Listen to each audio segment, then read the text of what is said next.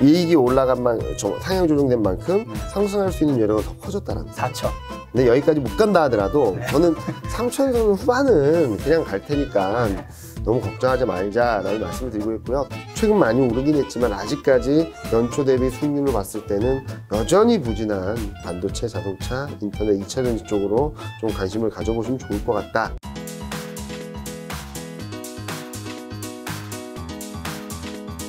팀장님이 이제 그때 오셔서 네.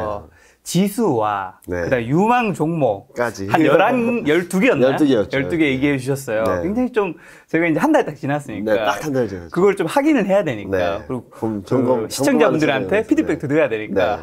좀 찾아보니까 굉장히 좀 특이한 상황이 발생했어요. 맞습니다. 어떤 거냐면 지난 이제 4월 26일 촬영 네. 주제가 코스피가 3,200이었는데 네. 3,600 갈 수 있다. 네. 이렇게 강세 전망을 해주셨는데 네. 실제로 코스피는 그날이 이제 3,217이었는데 네. 지금 어제 날짜 기준 3,165. 그렇죠. 3월 27일 기준으로 3,165. 네. 그리고 3월 28일 기준으로 지금 장중이긴 한데 네. 보면은 한 3,200 가까이 네, 가까이 가고 있죠. 네, 네, 맞습니다. 그러니까 한마디로 멈춰 오르지 있죠. 못한 거죠. 멈춰 있죠. 일단 그거는 좀 안 좋았다. 네. 근데 이제 그 다음에 좀 웃겼는데 이제 팀장님이 말씀해 주신 종목이 총 12가지였어요. 여러분. 네. 반도체가 삼성전자, 네. 그다음에 인터넷이 카카오, 자동차가 현대차, 2차전지 SK이노베이티, 네. 우주항공, 하나 에어로스페이스, 은행, KB금융, 통신 KT, 음식료 CJ, 제일제당, 운송 CJ, 대한통운, 화장품, 아모레퍼시픽, 유통 신세계, 건설, 현대건설인데 네. 제가 이것도 피드백을 네. 하기 위해서 한번 네. 확인해 봤죠. 확인해 보니까 12개 종목 중에 무려 9개 종목이 올랐더라고요. 네. 3개 종목은 이제 1개. 삼성전자는 좀 하락을 했고, 네. 그 다음에 CJ 대한통운도 좀 하락을 했고, 네. 현대차는 거의 살짝 떨어졌는데, 네. 심지어 오늘 현대차가 폭등을 하고 있죠. 폭등을 했어요. 그러니까 한마디로 12개 종목 중에서 네. 10개를 맞춘. 아이, 이 맞춘 건 확률이 아닙니다. 엄청난 건데. 아니, 맞춘 거라기보다는 그러니까 제가 그때 네. 와서 말씀드렸던 것은 올해 연말까지 네. 3,600선대로 갈 수 있다. 네. 그 연말까지 가는 데 있어서 시장 굉장히 좋은 종목들이 12개가 있는데 이런 것들이다라고 말씀드렸는데 네. 지수가 왜 멈춰 있었냐라는 네. 부분들에 있어서는 첫 번째 2가지 이유가 있었던 것 같아요. 네. 처음에는 물가지표, 그러니까 미국의 물가지표가 너무 많이 올랐죠. 네. 예상보다 너무 많이 올랐기 때문에 인플레이션에 대한 걱정들이 들어오면서 시장이 좀 제어됐고, 또 하나는 저도 시장 자료를 쓰면서 이 정도까지 영향력이 있을까라고 생각했던 부분들이 공매도였거든요. 아, 공매도. 네, 공매도가 제기됨으로 인해서 네. 시장 지수가 출렁이거나 그러지는 않았는데 네. 글로벌 증시보다 더 부진했던 것 중에 하나는 네. 환율입니다. 환율. 환율. 왜냐면 외국인이 한 8조 정도를 팔았는데 그중에 7조 정도가 공매도였거든요. 네. 그러니까 외국인 매도가 많아짐으로 인해서 원화 약세 심리가 강해졌고 원화 약세가 심리가 강해지면 또 외국인이 더 팔고 싶어하고 네. 외국인이 더 팔면 또 원화 약세가 심해지고 악순환이네요. 네, 이런 고리가 만들어지면서 달러 인덱스는 90포인트 밑으로 내려갔거든요. 네. 원달러 환율 혼자서 1130원까지 올라갔었어요. 이런 것들이 좀 맞물리면서 시장이 좀 지지부진했다, 지수 자체는. 그런데 그 안에서 좀 눈여겨볼 부분들은 종목이나 업종들에 있어서는 네.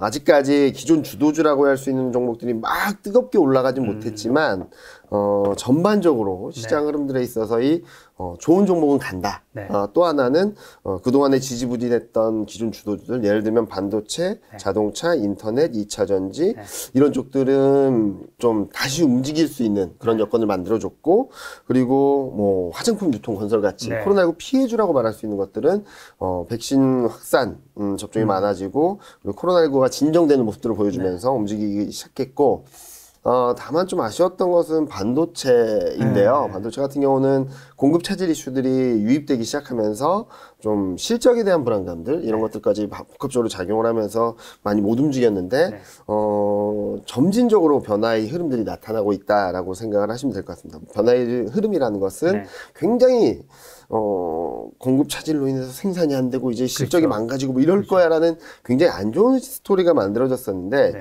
첫 번째 단계라고 할 수 있는 공급 차질 문제들이 더 나빠지기보다는 조금씩 풀려갈 것이다라는 심리들이 들어오면서 움직이고 있거든요.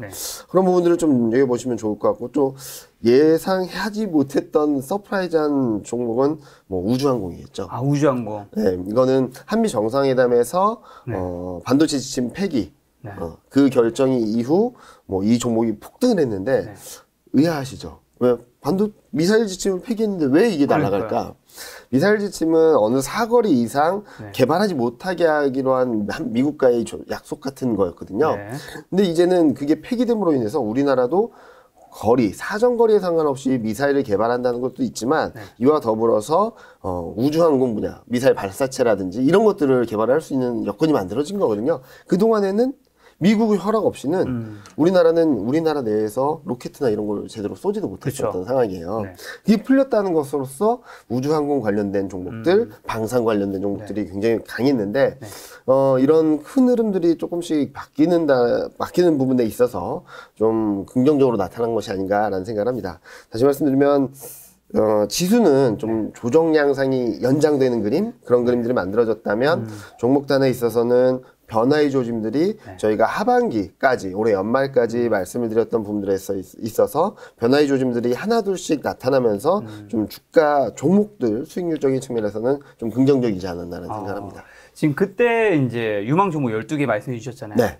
지금도 같은 생각이신가요? 같은 생각입니다. 같은 생각이시고 다만 네. 뭐 은행 그리고 음식료 네. 그리고 화장품, 네. 운송 이쪽은 좀 단기간에 좀 많이 올랐고 또 몇몇 종목들은 좀 먼저 조금 주춤해지는 모습들을 보여주고 있어서 저는 오히려 지금 12개 종목 중에서 반도체, 인터넷, 자동차, 2차 전지, 우주항공, 우주통 이쪽들을 조금 더 우선순위 그러니까 12개 다 좋긴 하고 올해 연말까지 잘 갈 수 있는데 우선순위를 따져본다면 지금 그동안 좀 많이 오른 종목들보다는 아직까지는 좀 많이 못 오른 수익률적인 측면에서 상대적으로 조금 낮은 종목들을 가져가 보신다면 좋을 것 같다는 생각을 하고 있습니다. 한 가지 추가 질문 드리면 네. 화장품 아모레퍼시픽이 이제 그때 4월 26일에 26만 천 원이었어요. 네. 그다음에 목표 주가가 29만 원이었어요. 네. 근데 어제 날짜로 28만 9천이 됐어요. 이게 목표 주가까지 다 거의 다 온 왔죠. 거죠. 그래서 그럼 이때는 왜 팔아야 되는 거예요? 아니요. 그거는 네. 그것도 좀 말씀드리기가 좀 복잡한데 네. 좀 보시면은 애널리스트별로 이걸 목표 주가를 상향하는 사람들이 많을 거예요, 아마. 무슨 말이냐면 시장 분위기가 좋을 때는 목표 주가 다 왔으니까 팔아야지라기보다는 목표 주가가 다 왔을 때 애널리스트들이 코멘트나 이런 것들을 좀 한번 챙겨보세요. 그러면은 시장 업황이나 실적 분위기가 좋을 때는 계속 상향 조정을 합니다. 아, 그렇죠. 네. 그렇기 때문에 지금 목표 주가가 29만 원이라고 하더라도 한 일주일 지났으면 32만 원이 될 수도 있는 거죠. 그래서 그런 것들을 챙겨봐야 되는데 저도 이런 부분들에 있어서 저희 섹터 애널리스트하고도 얘기를 해봤었는데 당분간은 안 올릴 거라고. 왜냐면은 지금 화장품이 좋긴 한데 너무 많이 올랐다 단기적으로. 그래서 조금은 여기서는 따라가거나 뭐 적극적으로 투자 확대를 하거나 그럴 때가 아니고 좀 기다리면은 더 좋은 기회가 올 거다. 업황이 좋고 실적이 좋고 맞는데 지금 단기적으로 좀 많이 오르는 경향이 있다라고 얘기를 하고 있습니다. 그때 말씀해 주신 건설, 그래서 현대건설은 4월 넘었죠. 26일에 51,400인데 5월 27일에 이제 56,300 목표 주가가 56,000이니까 넘었죠. 넘었죠. 요건 어떻게 목표 주가 상향했나요? 아마 상향할 조정 예정으로 알고 있어서 그쪽은 조금 지켜보시면 좋을 것 같고요. 또 하나는 어제 그러니까 기준으로 5월 27일 날 금통위가 있었는데 여기서 그 한국 GDP 성장률 전망치를 상향 조정을 했어요. 한국 2021년 전망치는 3%에서 4%로. 4% 숫자를 본 지가 언젠지 모르겠습니다. 연간으로. 그리고 내년 전망치도 2.5에서 3%로 상향 조정을 했거든요. 근데 여기서 몇 가지 중요한 게 있는데 2021년도 상향 조정을 하면서 2022년까지 상향 조정한 경우는 별로 없습니다. 많이들 들어보셨을 거예요. 기저효과라는 얘기를. 올해가 너무 나쁘면은 내년에는 이 바닥이 너무 낮기 때문에 굉장히 좋은 것처럼 나오고 올해가 너무 좋으면은 이게 너무 베이스가 높았기 때문에 내년에는 낮게 나오는 거잖아요. 그럼 예를 들어서 기저효과만 놓고 본다면 그냥 평범한 상황이라고 본다면 올해 전망이 올라가면 내년 전망은 떨어지는 게 맞겠죠. 그렇죠. 근데 이번엔 올해 전망도 오르고 내년 전망도 올렸다. 그 의미는 생각했던 것보다 경기 회복세나 경기 회복 속도나 탄력들이 생각보다 강한데 이게 올해에 그치는 게 아니라 내년까지 이어질 수 있다라는 시그널이라고 생각을 할 수 있겠고요. 또 하나 여기서 전망치가 상향 조정된 것들을 보면은 가장 큰 폭으로 상향 조정된 거 수출. 그 다음에 설비 투자. 이 둘 다 제조업과 관련된 거고요. 그리고 그 다음으로 상향 조정 폭이 컸던 게 건설 투자. 그래서 건설업종도 당분간은 굉장히 좋을 수 있다라는 말씀을 드리고요. 그리고 소비는 그렇게 많이 올라가진 않았어요. 상향 조정되지 않았는데 그래도 바닥은 통과했다. 그리고 2021년 GDP 성장률에 있어서 항목별로 봤을 때 높게 조정된 게 또 소비거든요. 그러니까 지금은 바닥을 통과하면서 올라오고 있고 올해 하반기 내년까지 소비 모멘텀이 좋다라고 본다면 앞서 말씀드렸듯이 유통이라든지 건설, 그러니까 내수 소비 관련된 쪽들은 올해 하반기가 좀 더 매력적이다라고 말씀드릴 수 있을 것 같아요. 자, 이 목표 주가 상향에 대한 얘기 나왔으면 하향도 요거는 여쭤봐야죠. 뭐 여쭤볼지 아시죠? 바로. 네, 알겠습니다. 얼마 전에 리포트 그 기사 하나 나왔더라고요. 네. 증권사에서 다들 뭐 줄 하향 중이라고. 네. 네, 그 종목. 네.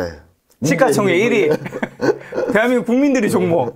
삼성전자. 일단 하향 조정을 다들 이렇게 하는 이유랑 정말 그게 내려질 것이라고 보시는지. 팀장님. 일단은 좀 네. 이렇게 말씀드려도 될지 모르겠는데 선제적으로 대응했다라고는 생각하지 않습니다. 최근 업황이라든지 실적에 대한 눈높이가 바뀌는 데 따라서 조금 거기에 발맞춰서 조정을 하고 있다라고 생각을 하거든요. 특히 2, 4분기 실적이 조금 조정되고 있어요. 하향 조정. 무슨 말이냐면 앞서도 말씀드렸지만 반도체 공급이 원활하게 이루어지지 못하다 보니까 자동차, 뭐 TV, IT 같은 IT 제품들을 생산을 제대로 못해서 이제 실적이 안 좋아질 거다 2분기에. 근데 2분기 지금 5월, 6월 지나고 있지 않습니까?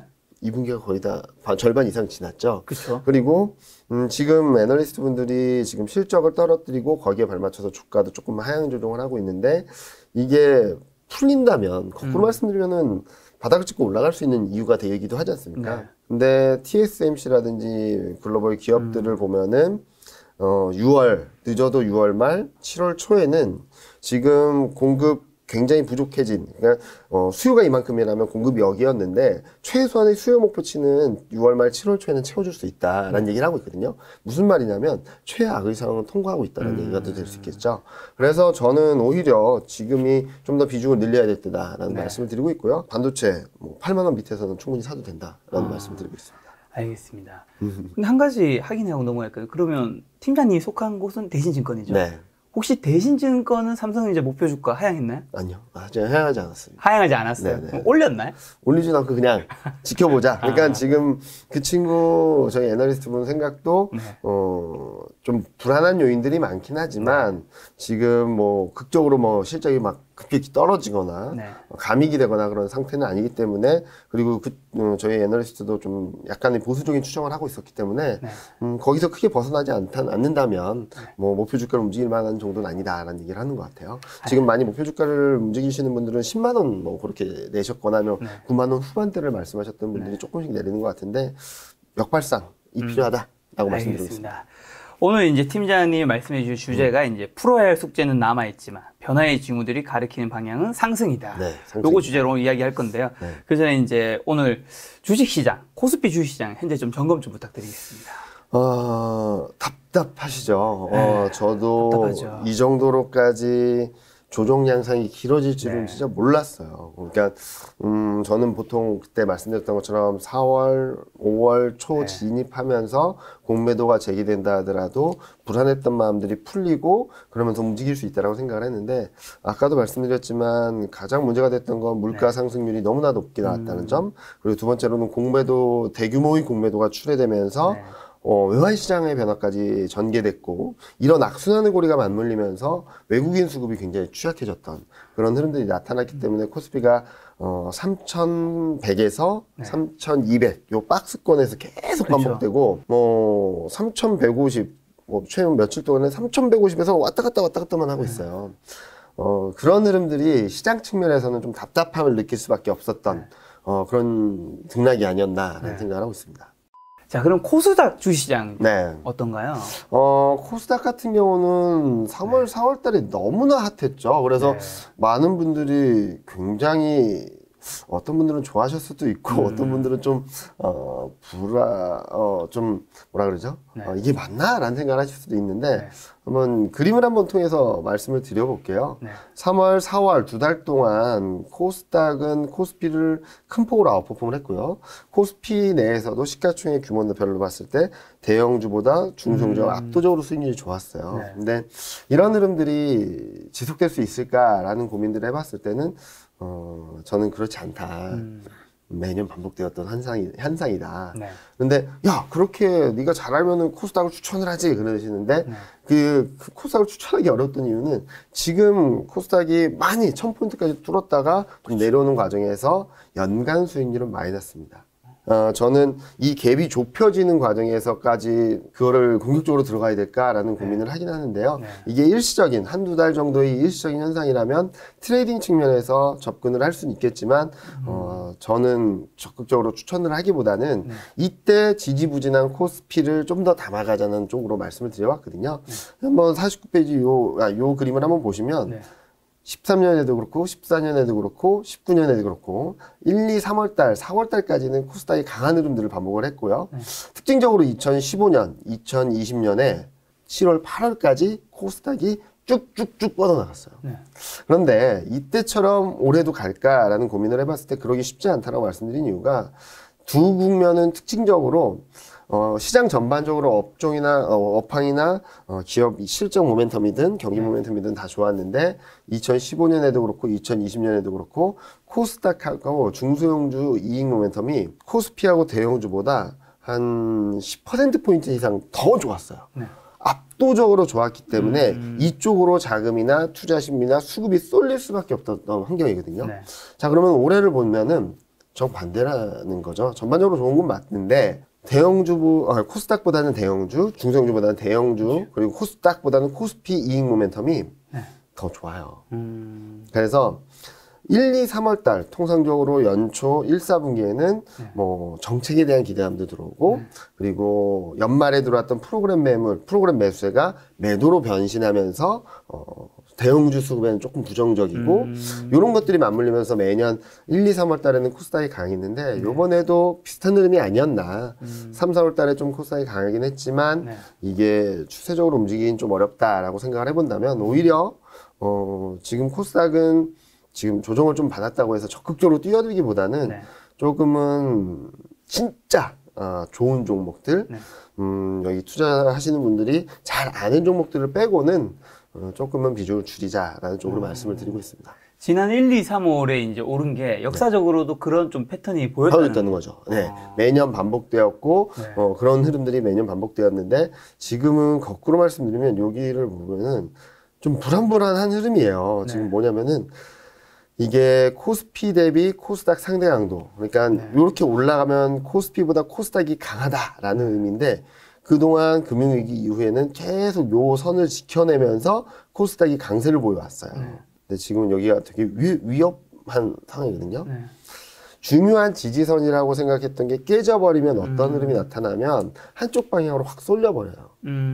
그래서 지금은 자칫하면 올해 하반기에는 대형주로만 압도적인 성장을 하는, 상승을 하는 그런 흐름들이 나타날 수도 있거든요. 이때처럼. 요럴 때처럼 대형주가 압도적으로, 이때도 그랬거든요. 2015년에도 코스닥이 압도적으로 상승을 하다가 지지부진하다가 그 다음에는 대형주가 그냥 시장을 확 끌고 가는 그림.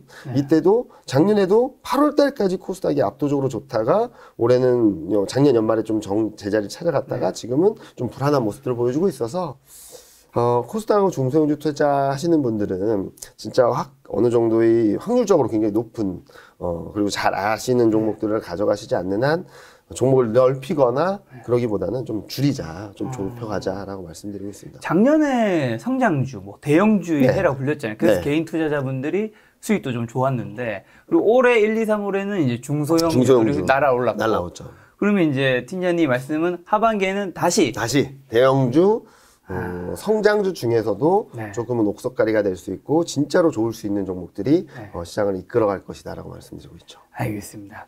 아까 전에 말씀해 주신 12가지 종목 중에서 10개가 올랐죠. 네. 근데 이제 코스피는 어쨌든 그때 오셨을 때보다 살짝 떨어졌어요. 더 맞아요. 오히려. 네, 그래서 지수 자체는 정말 그 누구도 맞추기 쉽지 않다는 게 참 그렇죠. 오늘도 증명이 되는데, 그러면 어쨌든 그때 3,200, 3,600을 되게 강하게 얘기하셨잖아요. 강히 말씀드렸죠. 갈 수 있다가 아니라 무조건 갈 간다. 것이다. 이런 식으로. 간다.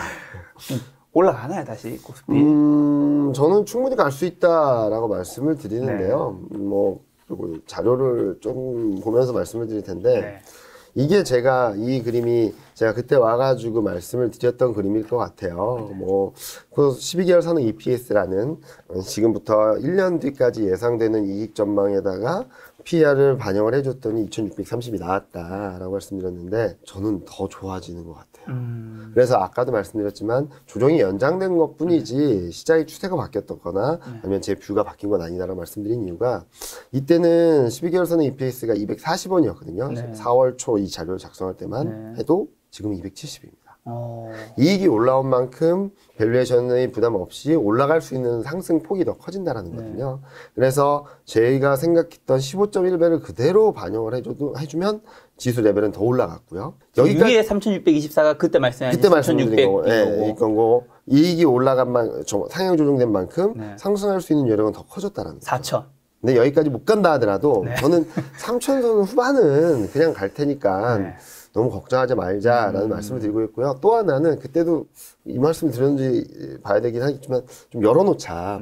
실적이 좋아지고 경기가 좋아지고 이익이 좋아지는 만큼 실적에 그에 발맞춰서 지수 레벨은 더 올라갈 수 있고 올라갈 수 있는 여력이 더 커지기 때문에 시장을 닫아놓는 지금 시장 흐름들은 어느 정도 레벨이 왔으니까 닫아놓는 시장이 아니라 좀 열린 마인드로 이 정도 열어놓고 실적이 좋아졌어 어느 정도 더 할까 실적 전망치가 꺾이지 않는 한 시장에 대해서는 좀 긍정적인 마인드로 바라보시면 좋을 것 같아요. 그래서 이 표를 굳이 가져온 것도 제가 그때 그때 당시 컨센서스가 240이었는데 단 한 달 만에 15% 정도가 올라온 거죠. 그런 부분들을 봤을 때 2분기 실적, 3분기 실적 시즌을 지나면서 실적에 대한 눈높이가 더 높아지게 된다면 저는 시장이 더 좋아질 수 있다라고 생각을 하고 있습니다. 물론 지금 단기적으로는 좀 답답한 흐름이 이어지고 있는 게 맞지만 거꾸로 말씀드리면 이런 펀더멘탈적인 흐름들이 깨지지 않는 한 이렇게 조정받고 수렴되는 구간이 길어지면 길어질수록 시장의 에너지가 응집되고 있다라고도 생각을 할 수 있거든요.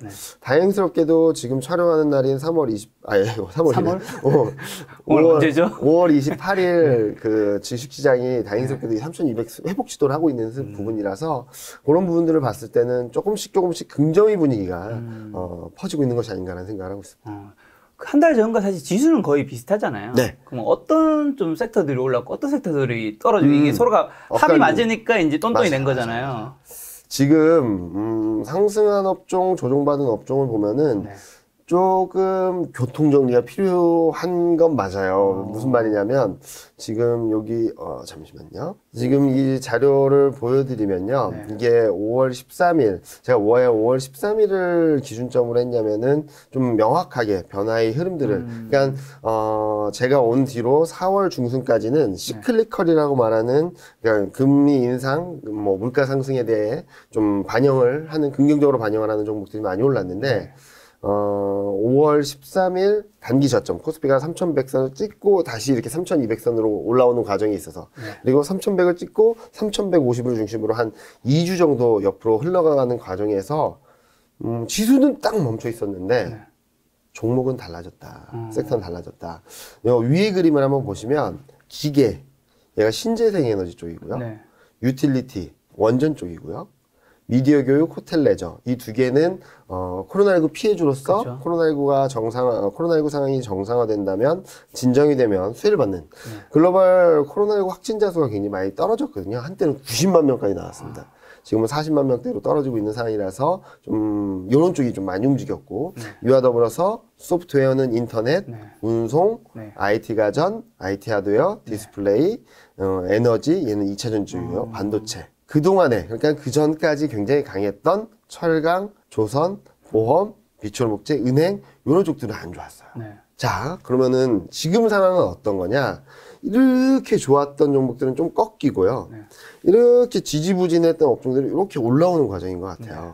그러면은 너무나 좋았던 분위기가 좀 꺾여서 사람들은 걱정을 하고 그쵸. 너무나도 안 좋을 거라고 생각했던 업종들이 올라오면서 쟤는 뭐지? 왜 좋지? 라는 걱정을 이 두 가지가 공존을 하는 것 같아요. 근데 결론적으로 보면은 좀 불안한 마음이 큰 거죠. 좋았던 게 꺾이고 안 좋았던 게 올라오면서 안 좋았던 걸 꺾이는 데에서는 왜 그러지 걱정을 하고 안 좋았던 거에 대해서가 안 좋았던 업종들이 올라온 데에서는 네. 진짜 좋아질까? 퀘스천 마크를 던지는 거죠. 네. 그러다 보니까 시장은 멈춰 있다라고 생각을 하거든요. 그런데 이런 변화의 조짐들이 하나둘씩 가시화되고 있고 5월 28일에도 마찬가지로 네. 자동차 뭐 이런 종목들이 튀어오르고요. 막 5%, 4%, 5%. 그리고 5월 27일에는 인터넷 폭등을 했고요. 네. 그러니까 그동안에는 억눌려 있고 지지부진했던 기존 주도주들이라고 할 수 있고 제가 앞서도 말씀드렸던 반도체, 인터넷, 2차 전지, 자동차 업종들이 하나둘씩 움직이기 시작하고 있다라고 생각을 하고 있거든요. 그래서 지수는 그렇게 뭐 다이나믹하지 않았지만 5월 중순을 지나면서 그리고 코스피가 3,100선 지지력 테스트를 한 이후에는 시장의 분위기가 기존의 시클리컬 금융주 일변도였던 흐름에서 기존 주도주들이 좀 움직하는 것이 아닌가라는 생각을 하고 요 밑에 그림 보시면 또 주도주들이 실적은 좋았는데 주가는 많이 안 오르다 보니까 PER이라는 밸류에이션 지표가 떨어졌어요. 오히려 더 매력적으로 됐다는 거거든요. 인터넷, 2차 전지, IT, 그리고 뭐 반도체, 자동차. 그러니까 앞서 제가 주도주로 말씀드렸던 업종들이 굉장히 좋았는데 그런 가운데 철강이 좀 눈에 띄죠. 철강은 많이 올랐는데도 PER, 그러니까 이익이 너무 많이 오르다 보니까 주가 이만큼 올라도 밸류에이션은 싸진 거거든요.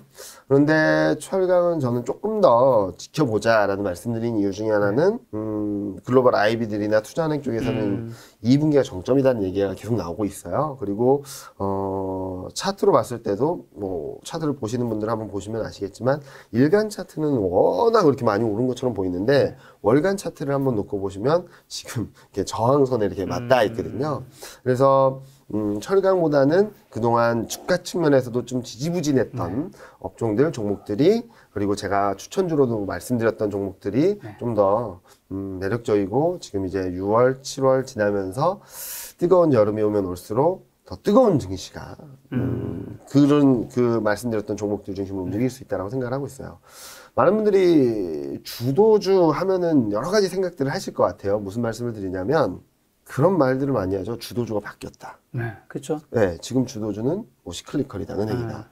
근데 저는 주도주를 정의하는 데 있어서 이번 상승 사이클을 끌어가는 게 뭔가라는 생각을 많이 해요. 무슨 말이냐면 작년 2020년 3월 말에 저점을 찍고 지금까지 올라오는 데 있어서 역사적 고점을 넘기면서 코스피와 발맞춰가는 종목들이 주도주다. 코스피가 멈춰 있을 때 아니면은 정체돼 있을 때 튀오르는 종목이라든지 아니면은 코스피가 하락할 때 그냥 나홀로 올라가는 종목들이 주도주일 수는 없다라는 말씀드리거든요.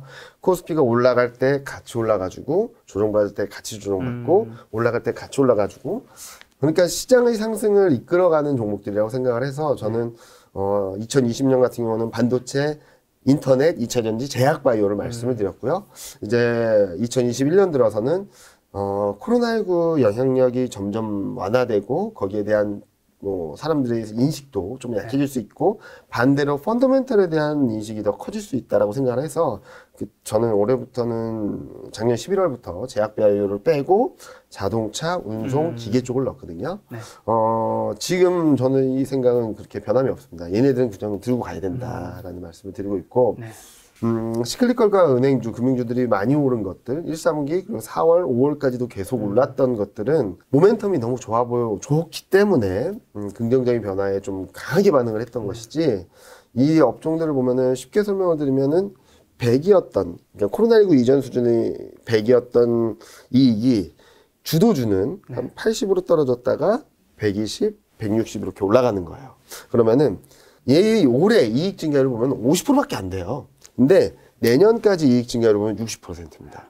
이익만으로도 상승할 수 있는 여력을 60% 갖고 있다라는 거고, 뭐 시클리컬, 금융 뭐 이런 쪽들 그리고 앞서 하반기엔 좋을 거라고 말씀드렸던 코로나19 피해주들 같은 경우는 코로나19 이전 수준 이익이 100이라고 본다면 이게 20 정도까지 떨어졌다가 지금 60, 80 이렇게 올라오고 있어요. 그러면은 올해 이익 증가율은 300%입니다. 네. 어마어마해 보이죠. 근데 눈높이를 코로나19 이전 수준 대비 2022년으로 놓고 본다면 얘 마이너스 20이에요. 그러니까 역사적 고점, 그리고 코로나19 이전 수준, 그리고 역사적 최대 실적, 이거를 넘는 업종들이 주도주라고 생각을 하고요. 전 거기를 넘어서지 못한다면 대안주로서, 그리고 모멘텀이 강하기 때문에 작은 이슈 변화라든지 그런데 다이나믹하게 움직이고 있어서 저는 반도체, 자동차, 인터넷, 2차전지, 운송, 기계 같은 경우는, 신재생에너지 같은 경우는 바이앤홀드로 계속 끌고 가야 될 업종이다라고 말씀드리고 있고요. 상반기에는 시클리컬 금융주, 에너지, 화학, 철강, 은행 같은 업종들, 하반기에는 코로나19 피해주들, 내수주들, 좀 이쪽을 보자라고 말씀드리는데, 상반기는 많이 지나갔죠. 한 8분홍선을 지나고 있기 때문에, 지금 시클리컬을 더 매력적으로 보기보다는 여기에 비중이 많으신 분들 같은 경우는 추가적으로 반등을 할 때마다 좀 비중을 줄여가시고, 그리고 코로나19 피해주 또는 이쪽 아까 말씀드렸던 반도체, 자동차, 2차전지, 인터넷, 운송 기계 업종들이 많지 않다면, 특히 반도체, 자동차, 인터넷, 2차전지가 없다면 이쪽의 비중을 좀 더 실어가시는 게 저는 하반기를 대비하는 데 있어서 굉장히 중요한 전략이 되지 않을까라는 생각을 하고 있습니다. 어떻게 보면 코로나 피해주는 과거의 전성기만큼 돌아올 수는 있겠지만 그 이상으로 그쵸. 성장할 수 있는 건 아니라 생각하시죠. 지켜봐야 된다. 좀 더 봐야 된다. 그러니까 제가 생각했던 것보다 좀 더 강하게 움직일 수는 있겠지만 이익이 역사적 최대 실적을 넘어서, 그리고 역사적 최대 실적을 넘어서는데 코스피 실적을 이끌고 끌고 갈 만큼의 힘이 가지고 있을까라는 부분들을 봐야 되는데요. 요 그림을 한번 간단히 보여드리면은 이게 뭐냐면은 앞서 말씀드렸던 제가 100, 80, 120 말씀드렸던 것처럼 2022년까지 코스픽은 한 230 몇 조, 좀 더 올라가면 240조, 50조까지도 올라갈 수 있는데 그 레벨이 올라가는 과정에서 코스피를 이끌어가는 업종들이 반도체, 자동차, 에너지 화학은 2차전지, 인터넷, 운송 이쪽들이거든요.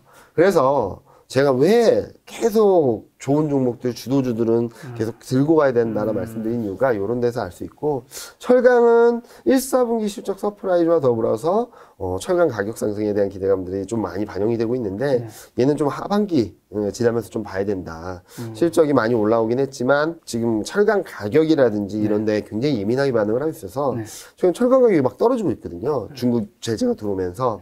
그런 부분들이 좀 더 이어지게 된다면 또 실적도 하향 조정될 수 있어서 철강은 관심권의 노태, 조금 실적이나 이런 부분 변화들을, 철강 가격 변화들을 좀 더 체크하자라고 말씀드리고 있습니다. 여기 표에 보면 이게 한 2주치, 보름치인 거잖아요. 상대 수익률이 이렇게 나오는 건데 사실 이게 또 기간에 따라서 다 모양이 계속 바뀌잖아요. 네, 바뀌죠. 그다음에 예를 들면 카카오라고 한다면 어제는 폭등했다가 4% 오늘은 정도 좀 많이 폭등. 빠져. 오늘은 한 2% 마이너스. 마이너스고. 근데 사실 이 주식을 제외하고 그 기업만 본다면 그 기업이 어저께 4%가 성장한 것도 아니고 오늘 2%가 마이너스 난 것도 그건 사실 좀 다른 얘기잖아요. 다른 얘기죠. 근데 어쨌든 주식은 계속 움직이는데 우리는 어쨌든 그게 오르고 내리김에 따라서 그 기업과는 다른 건데 되게 흔들린단 말이죠. 흔들리죠. 이거는 우리 투자자분들이 거기에 좀 안 흔들리려면 뭘 좀 안 흔들리시려면 일단은 실적이나 업황이나 이런 것들이 탄탄한 예를 들어 들어볼게요. 2차전지 쪽에서는 올해 초 올해 2월, 3월 굉장히 안 좋은 이슈들이 있었습니다. 소송 이슈도 있었고요. 그리고 이제 폭스바겐이 배터리 2차 전지 쪽에 진출한다. 여러 악재들이 나왔음에도 불구하고 지금 주가를 한번 보시면은 다시 다 올라오고 있거든요. 그리고 또 하나, 작년에 소프트웨어, 인터넷이라고 할 수 있는 기업들, 그런 기업들을 보면은 작년 8월부터 작년 12월, 올해 1월 초까지 계속 안 좋았어요. 다들 잘 안 된다. 이제 다 올라왔다. 밸류에이션이 너무 비싸다라고 얘기했지만 거기서 또 한 번 다 발돋움을 했거든요. 그렇죠. 무슨 말씀을 드리냐면 시간하고 싸움을 한다라고 생각을 하시는 게 좋을 것 같아요. 하루하루 가격 지표를 보시면서 스트레스를 받으시면 좀 쉽지 않고요. 진짜 좋은 종목들, 그리고 제가 계속적으로 좋다고 말씀드리는 부분들, 저 말고도 여러 전문가들이 공통적으로 추천하는 종목들을 좀 좀 나눠서 좀 분할해서 갖고 계신다면, 그리고 그렇게 된다면 좀 시간을 여유를 갖고 바라보시면 좋을 것 같다는 생각을 하고 있고요. 또 하나는 뭐 매매를 적극적으로 하신다 하시는 분들 같은 경우는 차트 같은 걸 놓고선 좀 바라보셔도 좋은데, 저는 보통 50일하고 200일, 50주, 200주, 50개월, 200개월 이동평균선을 놓고 보는데요. 좀 긴 호흡에서 보신 분들은 월간 차트와 주간 차트를 50하고 200 이동평균선을 놓고 보시면 긴 호흡에서 얘는 추세가 이러니까 별 문제 없겠구나, 흔들려도 괜찮겠구나 라는 생각을 하실 수 있을 거고, 단기 차트, 일간 차트를 놓고 보시면 얘는 이 정도 수준이면 좀 줄였다가 이걸 회복하면 넘어서거나 아니면 여기 지지력이 오면은 더 사거나 이런 건 매매 전략을 짜나가신다면 괜찮을 것 같은데, 저는 솔직히 심리가 흔들리는 건 어쩔 수 없다라고 생각을 합니다. 그런데 매매까지 이어지는 데 있어서 나만의 기준점이 있어야 된다는 생각을 하거든요. 나만의 기준점이 실적이라고 한다면 여러 리포트나 이런 것들을 보시고 실적 전망이 떨어지지 않는 한, 실적에 대한 눈높이가 떨어지지 않는 한, 업황의 뷰를 꺾지 않는 한 들고 가시는 게 맞고요. 그리고 내 기준점이 차트, 테크니컬이다라고 하신다면 내가 차트상에서 봤던 기준점이 흔들리지 않는 한, 이걸 깨고 내려가지 않는 한 들고 가는 게 맞다라고 생각을 하는데요. 저는 뭐 앞서 말씀드렸던, 지금 솔직히 말씀드리면 반도체하고 자동차는 조금 불안한 게 맞습니다. 단기적으로. 중장기적, 주간하고 월간 차트는 아무런 문제가 없어요. 문제가 생기려면 아주 큰 문제가 있을 텐데 전혀 그런 조짐이 없는데, 단기 차트상으로는 수급이나 심리적인 불안 요인들 때문에 등락을 보이고 있어요. 그런데 저는 뭐 오늘 기준으로 자동차는 좀 긍정적인 방향으로 바뀌고 있다. 그리고 반도체는 아직까지 숙제가 좀 남아있지만, 좀 저항을 뚫고 넘어가야 되는 숙제가 남아있지만, 시간을 두고 본다면 월간이나 주간 차트가 워낙 탄탄하기 때문에 얘도 시간을 갖고 바라본다면 올라갈 수 있다고 말씀을 드리고 있습니다. 심적인 부분들을 제가 어떻게 할 수는 없겠지만, 일단은 기준점을 삼으시고 그 기준점에 맞춰서 내가 팔아야 될지 사야 될지를 조금 더 신중하게 결정을 하시는 게 맞지 않을까 생각을 하고 있습니다. 그런 것들이 뭐 흔들리는 증시의 멘탈 관리하는 데 좀 도움이 되는 거겠죠? 그리고 여러 유튜브나 이런 것들을 보시면서요, 그리고 자기랑 호흡이 잘 맞는, 내가 생각한 거랑 이 사람이랑 굉장히 좋은 케미가 잘 맞아 라고 하시는 분들이 있을 거예요. 저뿐만 아니라 다른 분들도. 그렇죠. 그런 케미가 잘 맞는 분들의 방송을 보시면서 저 사람이 나랑 같은 생각, 비슷한 생각을 했는데 저 사람이 생각이 바뀌었는지 내 생각이 바뀌었는지 계속 점검하시는 것도 좋고요. 만약에 내 생각은 안 바뀌었는데 저 사람의 생각이 바뀌었습니다. 그럼 왜 쟤는 생각을 바꿨을까? 그 사람의 자료를 찾아보기도 하거나 아니면 다른 유튜브를 보면서 저 사람이 바꾼 뷰 내가 이해할 수 있을까라는 것들을 계속 점검하신다면 좀 투자에 있어서의 확률을 이길 수 있는 확률을 좀 더 높일 수 있다고 생각을 하고 있어요.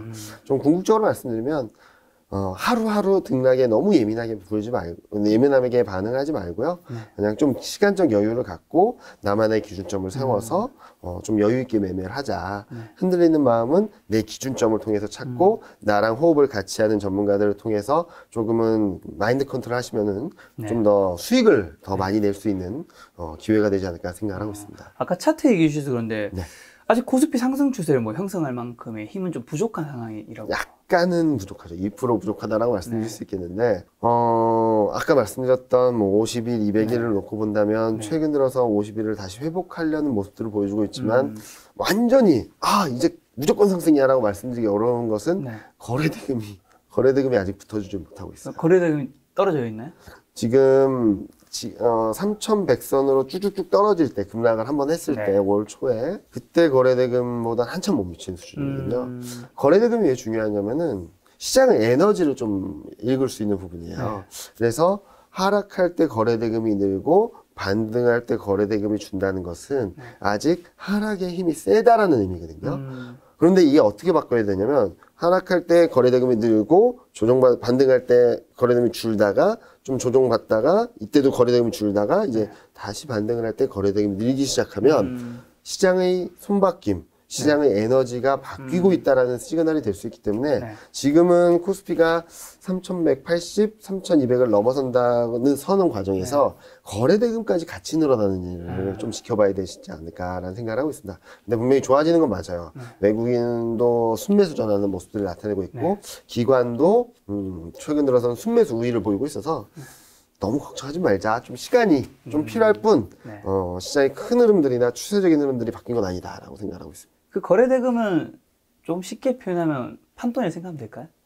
판돈이라기보다는 네.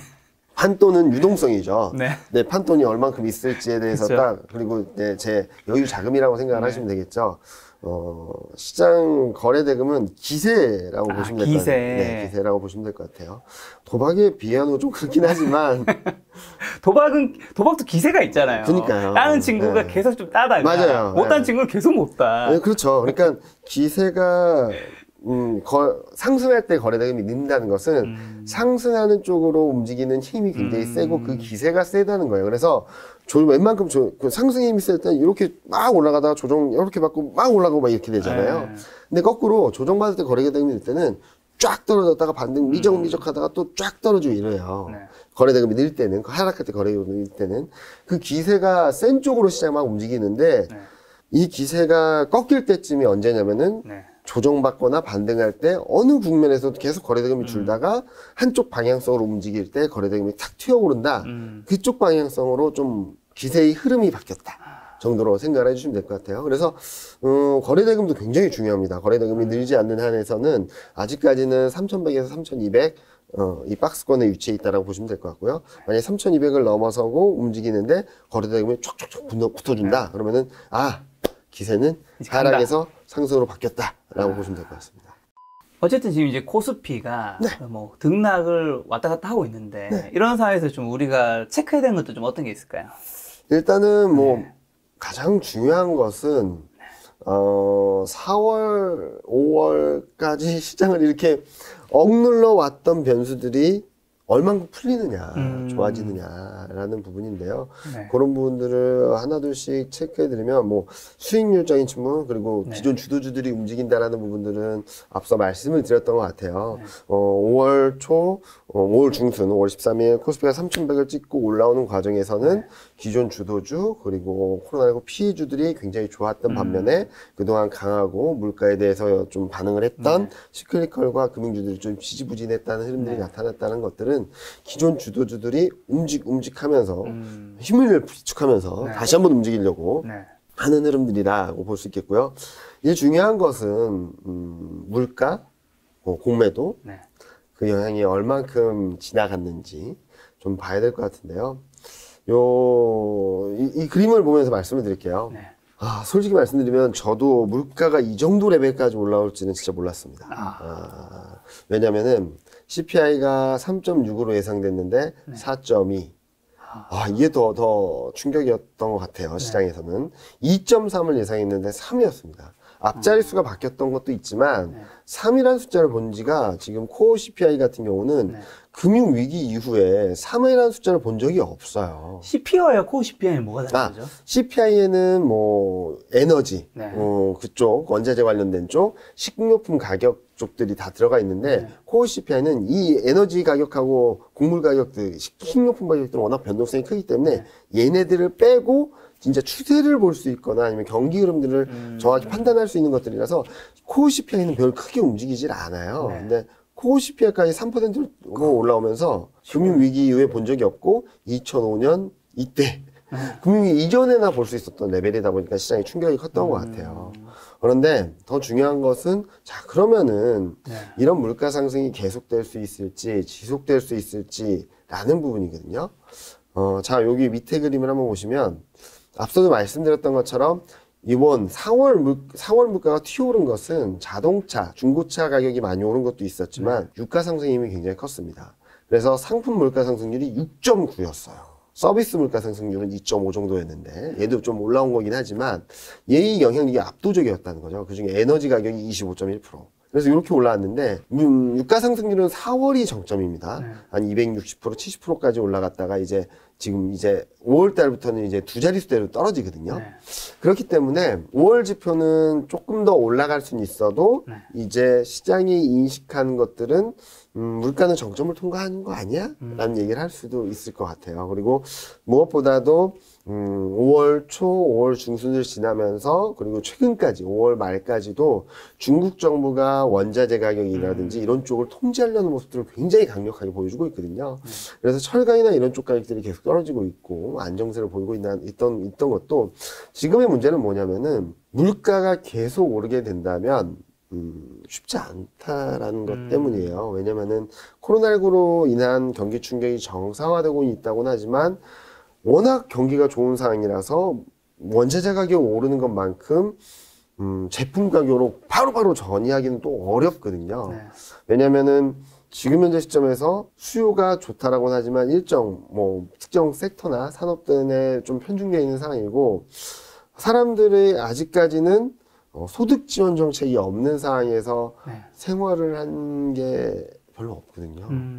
거기에 대한 자신감이 없다 보니까 지금 자칫하면 네. 특히 중국도 그렇고 미국도 그렇고 글로벌 전반적으로 원가 상승, 원자재 가격 상승을 내밀어두게 된다면 더해서 더 올라가게 된다면 기업의 수익을 조금 압박할 수 있을 것 같아요. 그렇기 때문에 중국 정부도 발벗고 나서가지고 원자재 가격들을 좀 통제하려는 모습들을 보여주고 있어서 이런 것들이 맞물리면서 저는 이제 6월 10일 날 5월 CPI가 발표됐는데 네. 5월 CPI는 좀 더 4.2보다 좀 더 오를 수 있겠지만 그게 정점일 수 있다라는 생각들이 많아지게 되면 시장은 그때가 좀 변곡점이 될 수 있다라고 생각을 하고 있고요. 또 하나 좀 이 부분도 제가 저번에 나와서 말씀드렸을 때는 쟤 뭔 소리를 하는 거야 라고 생각하실 수도 있을 것 같아요. 그때 말씀드렸던 거는 물가가 오르더라도 금리는 안 오른다. 네. 금리는 1, 4분기 때 특히 작년 하반기부터 올해 1, 4분기까지 너무 많이 올랐고 너무 많은 것들을 선반영을 해서 물가가 오른다고 오르기보다는 통화정책이 안정이 되고 유동성이 충분히 공급되는 데 따라서 하향 안정세를 보일 수 있다고 말씀드렸는데요. 물가가 3월달, 4월달 폭등을 했음에도 불구하고 채권금리는 1.6, 최근 들어서 1.5로 가기도 했습니다. 3월 말이 1.78이었어요. 그보다 레벨이 떨어진 겁니다. 레벨 자체가. 이 그림들이 나오고 있는데 이런 흐름들은 매번 반복됐습니다.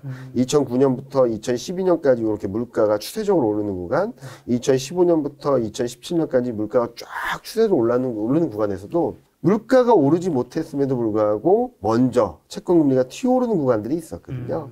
이번에도 비슷하지 않았습니까? 작년부터 올해 2월 달까지는 물가가 안 올랐어요. 근데 채권금리는 채권금리는 쉬지 않고 올라갔습니다. 그러다가 이제 3월 지표가 나옴에도 불구하고 채권금리는 하향 안정세를 보이기 시작하면서 떨어지고 있죠. 그 가장 큰 이유는 연준에 대한 신뢰도를 조금 쌓아가는 것이 아닌가라는 생각을 합니다. 연준이 그동안 말했던 거는 똑같은 말을 반복하고 있어요. 똑같은 말. 로버트처럼요. 물가 상승은 일시적이며 우리는 금리 인상이나 테이퍼링을 하는 데 있어서는 미리미리 알려주겠습니다. 너무 걱정하지 마십시오. 이 말만 하고 있어요. 그런데 시장이 원했던 것은 바이든 행정부가 들어오면 1.9조 달러의 경기 부양 정책을 펼치면 채권 입찰이 많아질 거고 그러면은 채권 공급이 많아짐으로 인해서 수급 부담이 커지는데 연준은 어떻게 대응할래? 말해줘. 자, 지금 채권금리가 많이 오르는데 너는 어떻게 컨트롤할래? 말해줘. 규모가 얼마야? 말해줘. 막 그랬는데 연준은 말을 안 했어요. 똑같은 말만 했죠. 물가는 그 말을 계속 반복을 했습니다. 일시적이고. 네. 근데 중요한 것은 액션으로 보여주고 있다는 거예요. 무슨 말이냐면 거기서 말을 잘못했으면 물가가 더 오를 수도 있었어요. 왜냐면은 그거에 대해 궁금하세요? 그러면 저희 돈 더 많이 풀 테니까 걱정하지 마세요 했으면 야 돈이 더 많이 풀린데 그러면은 인플레이션 더 세지는 거 아니야? 라는 기대 심리 들어오면서 채권금리나 이런 것들이 더 폭등할 수 있었는데 말을 아끼다가 액션으로 보여준 게 이 그림입니다. 미국의 부채와 연준의 보유 자산의 비중인데요. 이 둘 간의 비교를 통해서 비중을 나타내는데 이게 다시 역사적 최고치를 갔어요. 미국이 부채가 늘어나는 속도, 늘어나는 규모보다 연준이 자산을 매입해주는 속도, 규모가 더 빨랐고 더 컸다는 의미죠. 그래서 연준이 그동안 우리 통제력 갖고 있으니까 걱정하지 말아라 했던 것들을 눈으로 보여주고 있고요.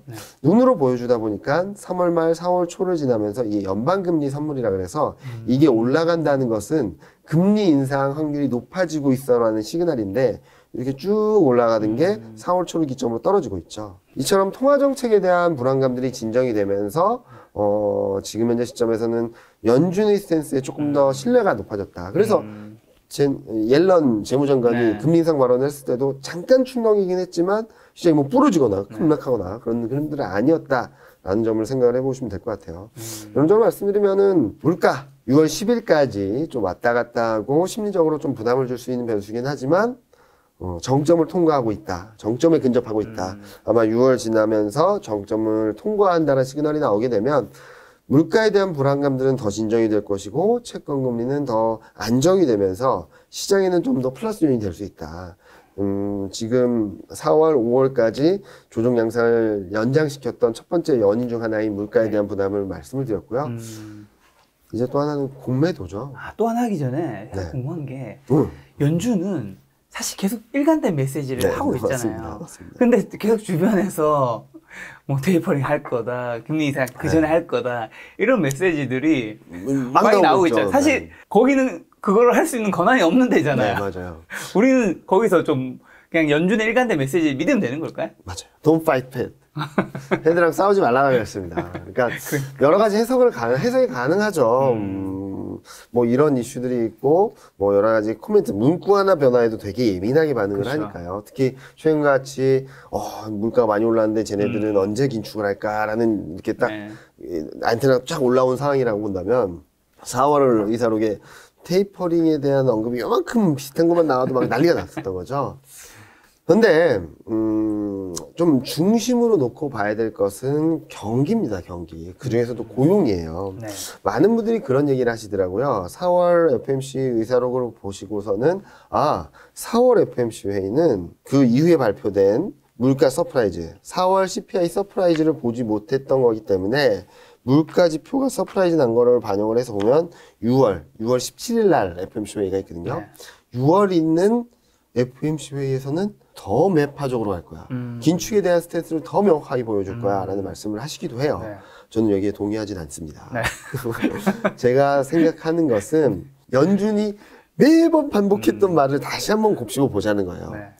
물가 상승 인플레이션은 일시적이고 일시적이고 우리가 보는 기준, 우리가 원하는 것은 완전 고용이라고 말하고 있어요. 거꾸로 말씀드리면 4월 FMC 회의 이후에 있었던 두 가지 이벤트가 있었는데 하나는 고용 쇼크, 네. 하나는 물가 서프라이즈였습니다. 네. 연준은 통화 정책을 결정하거나 통화 정책 스탠스를 결정하는 데 있어서 뭘 더 중요하게 볼까요? 고용이죠. 그러면은 6월 FMC 회의에서 긴축적으로 더 갈까요? 그러기 쉽지 않다고 봐요. 저는 그래서 6월 17일 날 예정된 FMC가 뭐 중립보다는 좀 더 비둘기 파기적인 스탠스를 보여주지 않을까. 왜냐면 시장이 지금은 굉장히 예민해 있거든요. 독수리 발톱이 나올까 말까 걱정을 하고 있는데 그게 조금만 아니더라도 시장을 조금 안도할 수 있는 계기가 될 수 있다고 생각을 하고 있어서 연준의 말을 믿자. 네. 우리 연준이 주목하고 계속적으로 통화정책의 스탠스를 전환하는 데 있어서 중요한 것은 고용이다. 그것도 완전 고용이다. 라는 점들을 생각을 해보신다면 네. 그리고 또 하나는 테이퍼링이 긴축일까요? 테이퍼링의 의미를 정확히 파악을 해보면 푸는 돈, 그러니까 공급하는 유동성의 규모를 점점 줄여가겠다는 거예요. 무슨 말이냐면 긴축에 조금 더 가까워졌을 수 있는 시그널이긴 하지만 테이퍼링 자체가 긴축은 아니라는 아니죠. 거죠. 왜냐면 쉽게 말씀드리면 지금까지 100을 줬던 100만 원씩 줬던 그 유동성 환경에서 야 앞으로는 이번 달부터 다음 달까지는 90만 원, 그 다음 달까지는 80만 원, 그 다음 달은 70만 원 이렇게 줄게. 왜 그렇게밖에 안 줘요? 그러면 너 이제 회사 직장도 잡았고 이제 인턴도 떼고 그러니까 이제 돈 잘 버니까 잘 살아가니까 내가 지원하는 금액들을 좀 줄여줄 거야라는 게 테이퍼링이에요. 무슨 말이냐면 테이퍼링이 긴축은 아니라는 거예요. 그래서 일시적인 심리적인 흔들림은 있어도 시장에 크게 영향을 받지는 않는다라고 생각을 하고 있고요. 또 하나는 연준이 테이퍼링에 대한 시그널을 조금씩 주면서 나타나는 또 하나의 변화는 기대 인플레이션입니다. 무슨 말이냐면 지금 채권 금리가 쫙 작년 하반기부터 쫙 올라왔던 것 중에 이유 중에 하나가 BEI라 그래서 기대 인플레이션을 반영하는 지표가 있는데 얘가 작년 하반기부터 쉬지 않고 올라갔거든요. 근데 얘가 테이퍼링이나 그런 얘기가 나올 때마다 꺾이고 있어요. 왜냐면은 나를 잡으러 와? 나를 잡으러 와? 하면서 걱정을 하는 거죠. 이쪽이 꺾인다라는 의미는 물가 상승에 대한 부담들이 좀 약해지고 있다라는 얘기이기 때문에 한편으로는 액션이 본격적으로 취해지지 않았음에도 불구하고 인플레이션에 대한 기대감들을 좀 진정시킨다는 효과들도 있어서 저는 아직까지 테이퍼링의 걱정을 본격적으로 할 때는 아니라고도 생각을 하지만 가끔씩 이렇게 던져주는 말은 물가에 대한 부분들에 있어서도 좀 발목을 잡을 수 있는 그런 흐름이기도 하다라고 말씀드리고 있습니다. 테이퍼링 관련해서 주변에서 그런 얘기 제가 들었는데 팀장님 생각이 좀 궁금한데 이제 테이퍼링이라는 단어는 주식 투자하시는 분들 다 알 것 같아요. 네. 워낙 이제 그 얘기가 계속 나오고 있으니까. 네. 뉴스도 계속 나오고 기사도 그래서 나오고. 이게 나중에 진짜 하더라도 지금 계속 시장이 꺼내면서 그때마다 좀 주식시장이 떨어지긴 하잖아요. 네. 그러면서 이제 그게 나중에 완전 꺼냈을 때는 이제 큰 파도가 있지 않을 것이다. 네. 모두가 알고 있는 악재는 맞아요. 더 이상 큰 더 이상 악재가 악재가 아닐 수 아니다. 있다. 네, 맞아요. 저도 비슷한 생각을 하고 있고요. 또 하나는 앞서도 말씀드렸지만 지금 물가나 금리에 대한 걱정들이 많기 때문에 네. 오히려 테이퍼링을 툭툭 이렇게 던져줌으로 인해서 물가는 진정시켜주고 사람들의, 투자자들의 여기에 대한 적응력, 불안감들을 좀 어느 정도 진정시켜주는, 이렇게 내성을 갖게 만들어주는 효과도 있다라고 생각을 하거든요.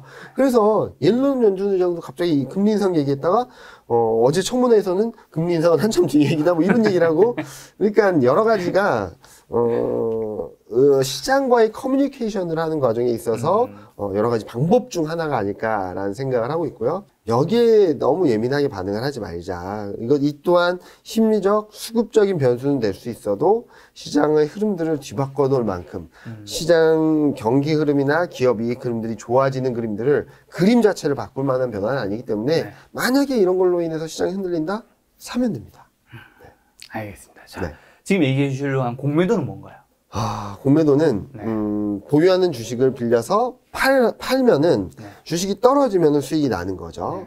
근데 이 공매도 매매를 한 1년 2개월 동안 금지시켰었어요. 그렇죠. 그러다가 5월 3일 날 재개를 했는데 생각보다 세게 나왔습니다. 생각보다 세지 않을 거라고 많이들 팀장님이 얘기했죠. 지난대로 얘기해 주셨는데. 저도 그렇게 생각을 했고 나온다 하더라도 네.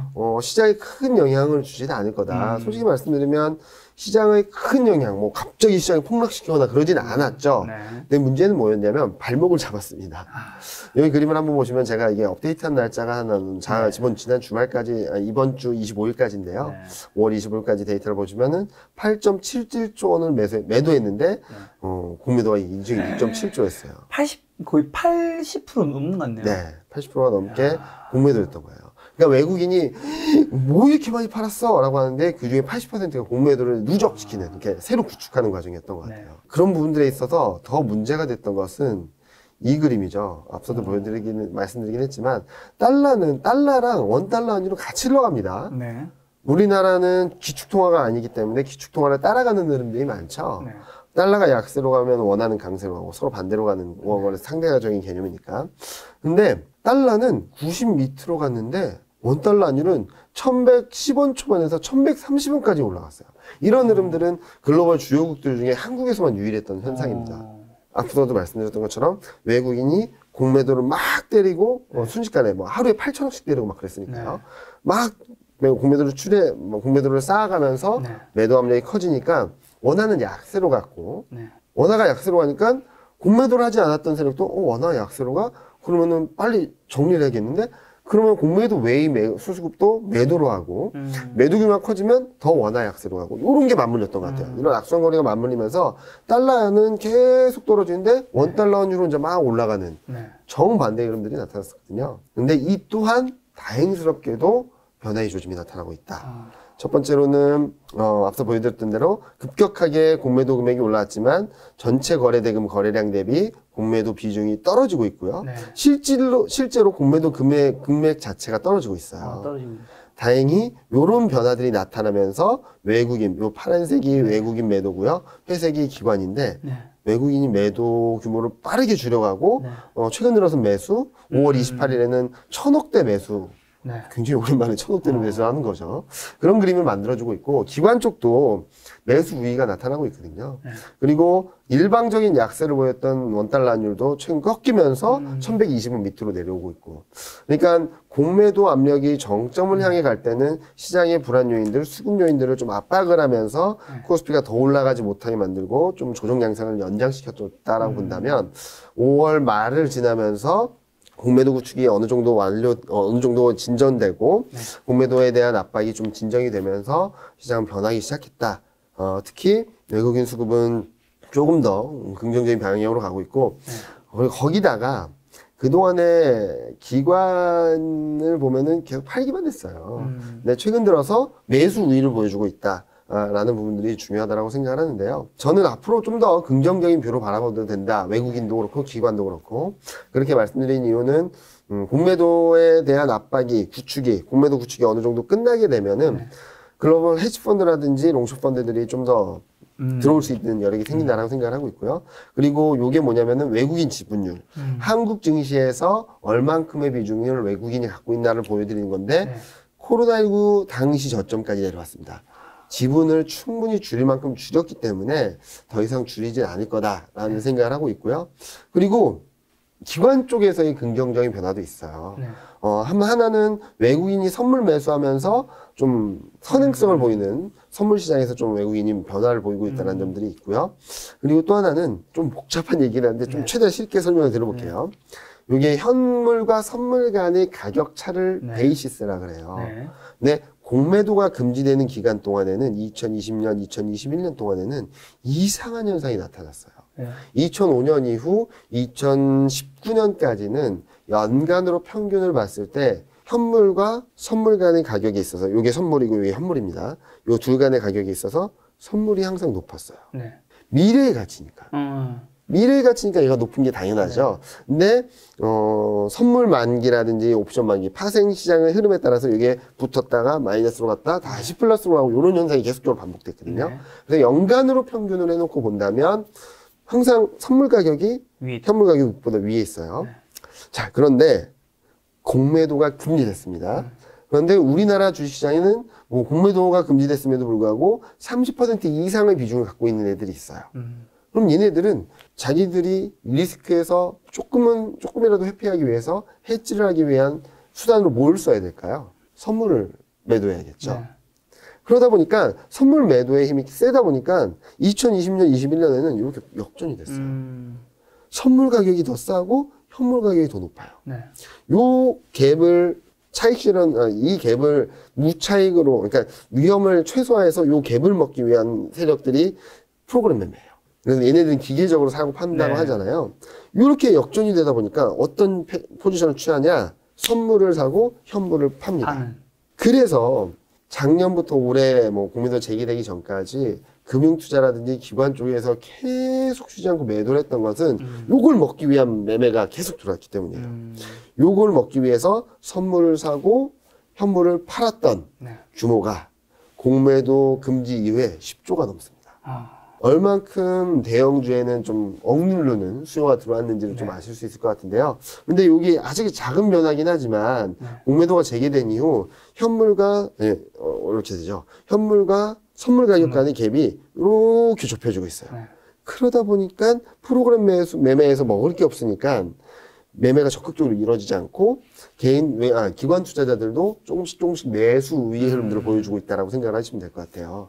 이런 부분들이 조금씩 변하면서 외국인의 선물 매수, 기관의 현물 매수 흐름들, 외국인은 현물에서도 더 팔기보다는 조금씩 매수 우위를 보이는 부분들이 저는 5월 말 6월을 지나면서 조금 더 시장에 긍정적인 영향을 줄 수 있다라고 생각을 해서 4월을 지나서 5월까지 조정 양상이 좀 더 길어지게 만들었던 두 번째 이유, 내부적인 이유 중 하나, 공매도도 최악의 상황을 지났고 조금 더 긍정적인 방향으로 바라볼 수 있는 그런 흐름들이 만들어지고 있다라고 말씀을 드릴 수 있을 것 같습니다. 궁금한 게 두 가지 있는데요. 첫 번째가 여기 보면 외국인 누적 순매도가 코스피가 8.77조, 근데 코스피 공매도는 6.7조잖아요. 근데 코스닥이 0.77인데 이건 어떻게 더 높아요? 그러니까 공매도 한 규모보다 공매도는 1.5조인데 8천억 정도는 샀다라는 거죠. 따로. 개별 종목으로. 그래서 이렇게 차이가 난다라고 생각을 해주시면 될 것 같아요. 그리고 코스닥 같은 경우는 코스닥 150 종목을, 공매도를 풀었거든요. 코스닥 종목이 2,000개가 넘으니까. 그 안에서 150 밑에 있는 종목들에 대한 플레이가 있다 보니까 이런 역전되는 현상들이 나타났다라고 보시면 될 것 같아요. 그리고 외국인이 이제 그 순매수로 좀 많이 돌아섰다고 하셨잖아요. 뭘 사고 있나요, 외국인은? 아직까지는 단기 플레이를 하고 있다고 말씀드릴 수 있을 것 같아요. 그러니까 좀 많이 오른 종목은 팔고, 좀 덜 오른 종목은 사고. 네. 여전히 그런 흐름들을 보여주고 있는데, 이런 흐름들은 작년 8월 이후부터 계속 반복되는 흐름입니다. 무슨 말이냐면, 아직까지 시장의 방향성에 대해서 좀 컨빅션이 약하다 보니까, 어느 쪽 한 방향으로 싹 이쪽으로 막 적극적으로 사기보다는 사고 팔고 반복하는데, 좀 눈에 띄는 부분은 어제, 그러니까 5월 27일 날 폭등한 인터넷 업종에 대규모 매수가 들어갔고요. 오늘 뭐 저도 장 마감하고 확인해 봐야 되겠지만 5월 28일 기준으로 자동차 업종에 얼만큼 들어갔는지를 좀 봐야 될 것 같고요. 이런 부분들, 그러니까 기존 주도주들 쪽으로 조금씩 움직이는 것이 아닌가라는 생각을 하고 있는데, 이런 흐름들이 나타나면 시장이 움직임이 굉장히 다이나믹하거든요. 특히 종목대는 움직임들이. 무슨 말이냐면, 개인 투자자분들이 워낙 많은 물량을 잡고 계세요. 코스피 전체로 본다고 한다면, 4에서 5% 정도? 시가총액, 전체 시가총액의, 몇몇 종목들은 10%를 잡고 계신 종목들도 계시고, 그 의미는 뭐냐면은, 유동 물량이 100이라고 본다면, 95, 90으로 줄었다는 거예요. 그렇죠. 시중에 돌아다니는 물량이, 공급량이. 근데 이렇다 보니까 외국인이 조금만 사도 지수는, 주가는 폭등을 하는 그런 흐름들이 나타나거든요. 전 하반기에는 이런 흐름들이 자주 발생할 수 있다고 생각하고 있어서 대형주에 좀 더 집중하자, 관심 있게 쳐다보자라고 말씀드리고 있습니다. 최근에 외국인이 근데 엔터주도 좀 사지 않았나요? 네, 기사를 본 것 같은데. 네. 미디어나 엔터 쪽들을 좀 많이 샀었고요. 근데 또 많이 오르면 팝니다. 그래서 지금 현재 시점에서는 기조적으로 사는 것들이 뭔가를 좀 보셔야 되는데, 최근 움직하는 것들, 그리고 이례적으로 많이 산 것은 5월 27일은 인터넷이 소외주였다면 싸니까 샀겠구나라고 할 텐데, 기존 주도주로서 최근 주가 흐름도 그렇게 나쁘지 않았는데 갑자기 많이 샀다? 그런 것들은 조금씩 작은 변화긴 하지만 이런 것들이 하나둘씩 누적되면서 시장의 방향성이 바뀌는 거기 때문에 오늘은 5월 27일은 인터넷, 5월 28일은 자동차. 그 다음에는 반도체 쪽으로 움직이는지를 좀 보시면은 이제는 주소주 쪽으로 좀 수급이 좀 집중되는구나. 그동안 2월, 3월, 4월 5월까지 쉬었던 주도주들의 좀 외국인 매기가 좀 집중되어 오는구나라고 보시면 될 것 같아요. 팀장님 말씀해 주신 대로 다음 주 만약에 반도체가 오르면 팀장님의 신뢰도가 엄청 높아질 것 같은. 너무. 자, 어쨌든 그동안 이제 코스피가 굉장히 좀 답답한 증시였는데 좀 변화가 있었던 건 좀 뭘까요, 그러면? 첫 번째로서는 원달러 환율이 좀 하향 안정세를 보이기 시작했다. 5월 중순, 5월 말을 지나면서 1130원까지 갔던 게 1120원 밑으로 내려가고 있고, 지금 현재 시점에서는 수급적으로도 조금씩 개선되는 조짐들, 외국인 순매수, 기관 순매수 조금씩 나타나고 있고, 또 하나는 서두에 말씀드렸던 것처럼 다시 한번 보여드리면, 그림 한번 다시 보여드리면, 기존 주도주라고 할 수 있는 종목들이 움직하면서 코스피를 아웃퍼폼을 하면서 단순하게 가격 메리트를 넘어서 좀 주도권을 회복해 나가는 것이 아닌가라는 생각을 하고 있고요. 근데 저는 이런 흐름들에 있어서 가장 중요한 것은 수급도 풀리고 여러 가지도 있지만 주도주들이 움직이는지 여부라고 생각을 하고 있어요. 그래서 저는 매일매일 이걸 업데이트해서 보고 있는데 주도주가 얼만큼 강한지. 그래서 최근 5월 말 들어서면서부터 기존 주도주들이 한 번씩 뿌뚝뿌뚝 움직이는 것도 좀 눈에 띄는 부분이고요. 그런데 여러 가지 이런 변화들을 다 차치하고 놓고 본다 하더라도 저는 이번 한미 정상회담을 보고서는 주도주 클리어해졌다. 왜요? 자, 그림을 볼게요. 그냥 정치적인 색깔을 빼고, 여러분들 다 빼고 그냥 객관적으로 바라보시면 얼마 만에 경제 협력을 한 건가 생각을 해보시면 기억도 안 나실 거예요. 왜냐면 그동안 한미 정상회담이라고 한다면 안보, 외교 이쪽에 포커스가 맞춰져 있었고 북한과의 관계 이거 말고는 거의 없었어요. 그렇네요. 그런데 이번에는 여기 그림에서 보시는 것처럼 미래지향적 파트너십 강화, 그리고 글로벌 백신 파트너십 강화, 미사일 지침 종료, 이런 얘기가 있었어요. 기존에 있었던 안보, 그리고 외교 쪽도 있었긴 하지만, 경제적인 분야에 대해서 더 많은 내용들이 나온 것 같아요. 제가 보기엔. 그래서 저는 이번 한미 정상회담을 굉장히 의미 있게 바라보고 있고요. 그리고 한미 정상회담을 갖고 제가 자료를 쓴 게 몇 년 만인지는 모르겠어요. 그동안에 쓰지는 못했는데, 왜냐면은 경제적인 파급력이나 효과들이 굉장히 제한적이기 때문에. 그런데 이번엔 좀 달랐다. 안보, 외교 동맹에서 넘어서서 이제 경제 동맹을 강화하는 시작점이라 볼 수 있겠는데, 그 시작의 발걸음이 굉장히 컸다라고 생각을 하고 있어요.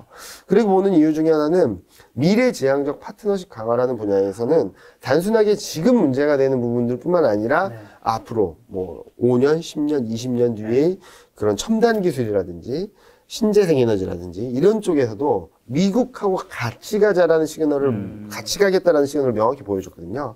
요 공급망 쪽들은 보시면 아시겠지만 반도체, 2차 전지, 자동차 지금 공급단에 문제가 되는 부분들에 투자를 확대하겠다라는 것들을 확실하게 보여줬고요. 근데 이쪽이 좋다라고 말씀드릴 수 있는 것은 글로벌 경쟁력이 강화될 수 있고 지금 한번 1차 웨이브, 그러니까 전기차라든지 신재생 에너지 쪽에서 1차 웨이브는 중국이라고 생각을 하고 있고요. 그 다음 웨이브는 유럽, 그 다음 웨이브는 미국에서 나옵니다. 미국에서 나오는데 미국의 특징은 수입은 잘 안 하고 자국 내에서 생산하는 걸 가지고 뭐든 하려고 하고 있어요. 그래서 글로벌 국가 그 기업들한테 우리 쪽에 투자를 해라고 계속 말하고 있는데 지금 반도체, 2차 전지, 자동차 미국 내 생산 기지라든지 이런 것들을 투자를 하기로 했기 때문에 이런 부분들이 좀 잘 맞아떨어지게 된다면 기업들은 한 단계 더 발돋움할 수 있는 기회가 될 수 있다고 생각을 하고 있고요. 그리고 기후 및 청정에너지 분야는 뭐 바이든 행정부와 문재인 정부가 공통적으로 추진하고 있는 그린 뉴딜에 있어서도 같이 가자. 그리고 에너지 정책 대화를 장관급으로 격상한다는 것은 조금 더 추진력 있게 가져가자라는 거고요. 첨단 기술은 전혀 예상하지 못했던 분야긴 한데 뭐 AI, 뭐 6G, 데이터, 양자 기술, 바이오 기술 아직까지는 구체적으로 뭐 산업화돼서 여기서 어느 정도 이익이 나온다, 경제적 효과가 있다라고 말하기 쉽지 않은 분야에서까지도 우리 같이 가자. 같이 갔는데 태스크포스까지 구축을 해가지고 이거를 중심적으로 공급망과 첨단 기술 같이 가자. 어떻게 보면은 미래, 그러니까 지금 문제가 되고 지금 필요한 부분들도 있었지만 5년 뒤, 10년 뒤 미국이 가야 될 미래, 한국이 가야 될 미래까지도 같이 가자라는 그림들을 좀 보여줬다라고 생각을 하고 있고요. 이런 것들이 반도체, 자동차, 2차 전지 같이 기존의 전략 산업이라고 말씀드릴 수 있었던 쪽에 좀 더 긍정적인 변화를 준 거고 신재생 에너지 사업도 마찬가지고요.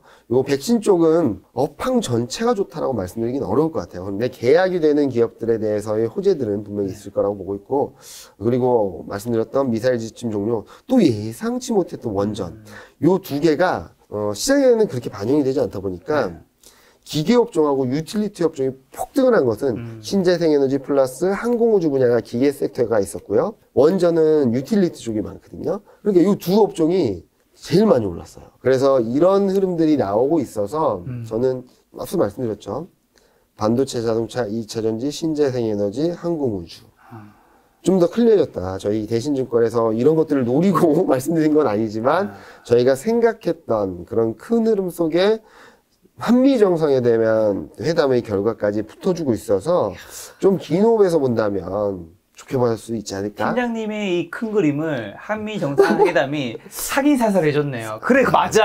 아닙니다. 이경민 팀장 그림 네 말이 맞아. 그건 아닌 것 같고요. 어떻게 진짜로 근데 제가 생각하는 것은 무슨 말이냐면 오늘 떨어지고 내일 오를 수도 있겠지만 이번 상승 사이클에 있어서 글로벌 산업, 글로벌 경제, 글로벌 증시를 이끄는 것이 뭔가에 대한 고민을 해본다면 그래서 저는 계속 말씀드리는 게 하루 1일 이야기보다는 시간의 여유를 갖고 3개월 뒤, 6개월 뒤, 1년 뒤를 보신다면 지금보다 높은 수익률이 좋을 수 있는 종목들, 산업들이 이쪽이다라는 말씀들을 계속적으로 드리고 있죠. 알겠습니다. 자, 한미 정상회담 이야기 했으면 또 우리 또 아시아 증시 얘기 좀 한번 또 들어봐야죠. 아시아 증시 좀 어떤가요?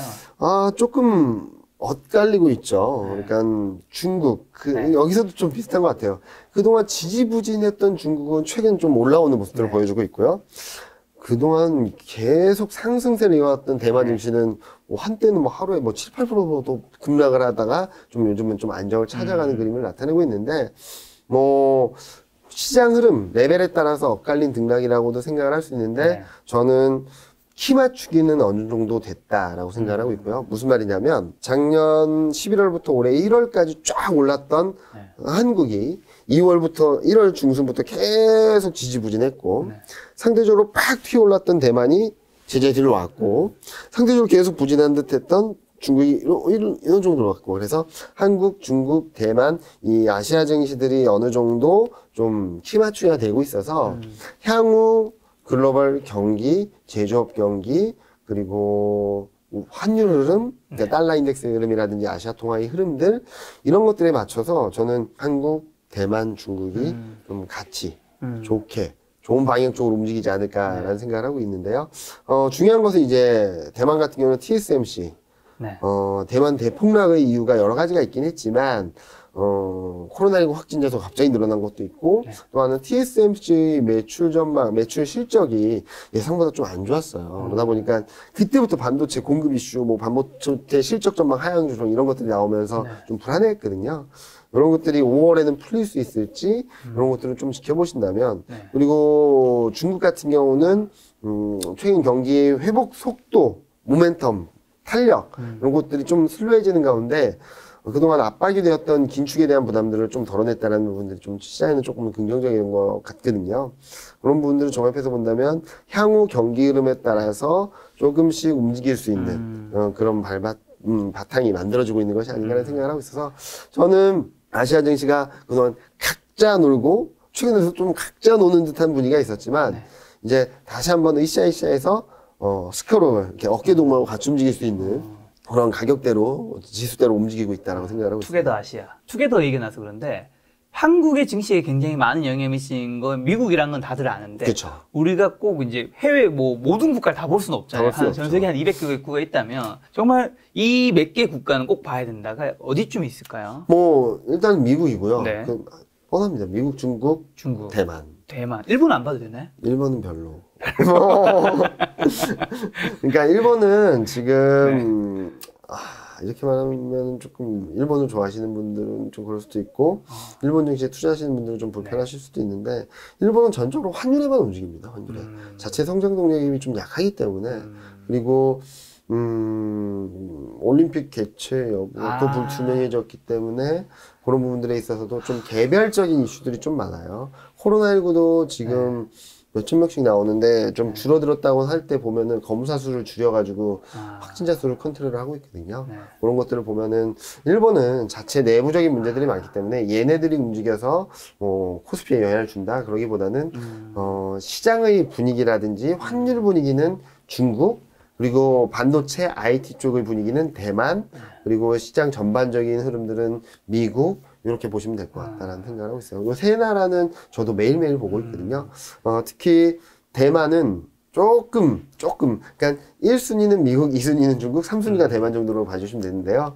대만은 TSMC가 시가총액 전체에서 30% 이상을 차지하고 있고, 우리나라에 미치는 영향력도 TSMC와 몇 가지 IT 쪽들이거든요. 그런데, 좀 3순위로 놓은 것은 최근 대만 가권 지수가 하루에 7%, 8% 떨어진 때가 있었거든요. 지수 자체가. 그때도 한국 증시가 좀 흐름에 영향을 받긴 했지만 충격 강도는 훨씬 더 적었기 때문에 만약에 중국이 7%, 8% 떨어지고 미국이 7%, 8% 떨어졌으면 우리나라는 1% 떨어졌을까요? 그때도 4, 5% 떨어졌겠죠. 그 정도의 파급력, 강도, 영향력 차이는 조금 있다. 다만 대만은 반도체나 IT를 볼 때 조금 가늠자가 될 수 있다라고 생각하고 있습니다. 대만이 사실 주식 투자를 하는 데는 이제 굉장히 많은 영향을 미치는데 주식 투자에 별 관심이 없는 분들은 대만 하면 뭐 맛집, 카페, 거기 음료도 우리나라에 많이 들어왔죠. 많이 들어있죠.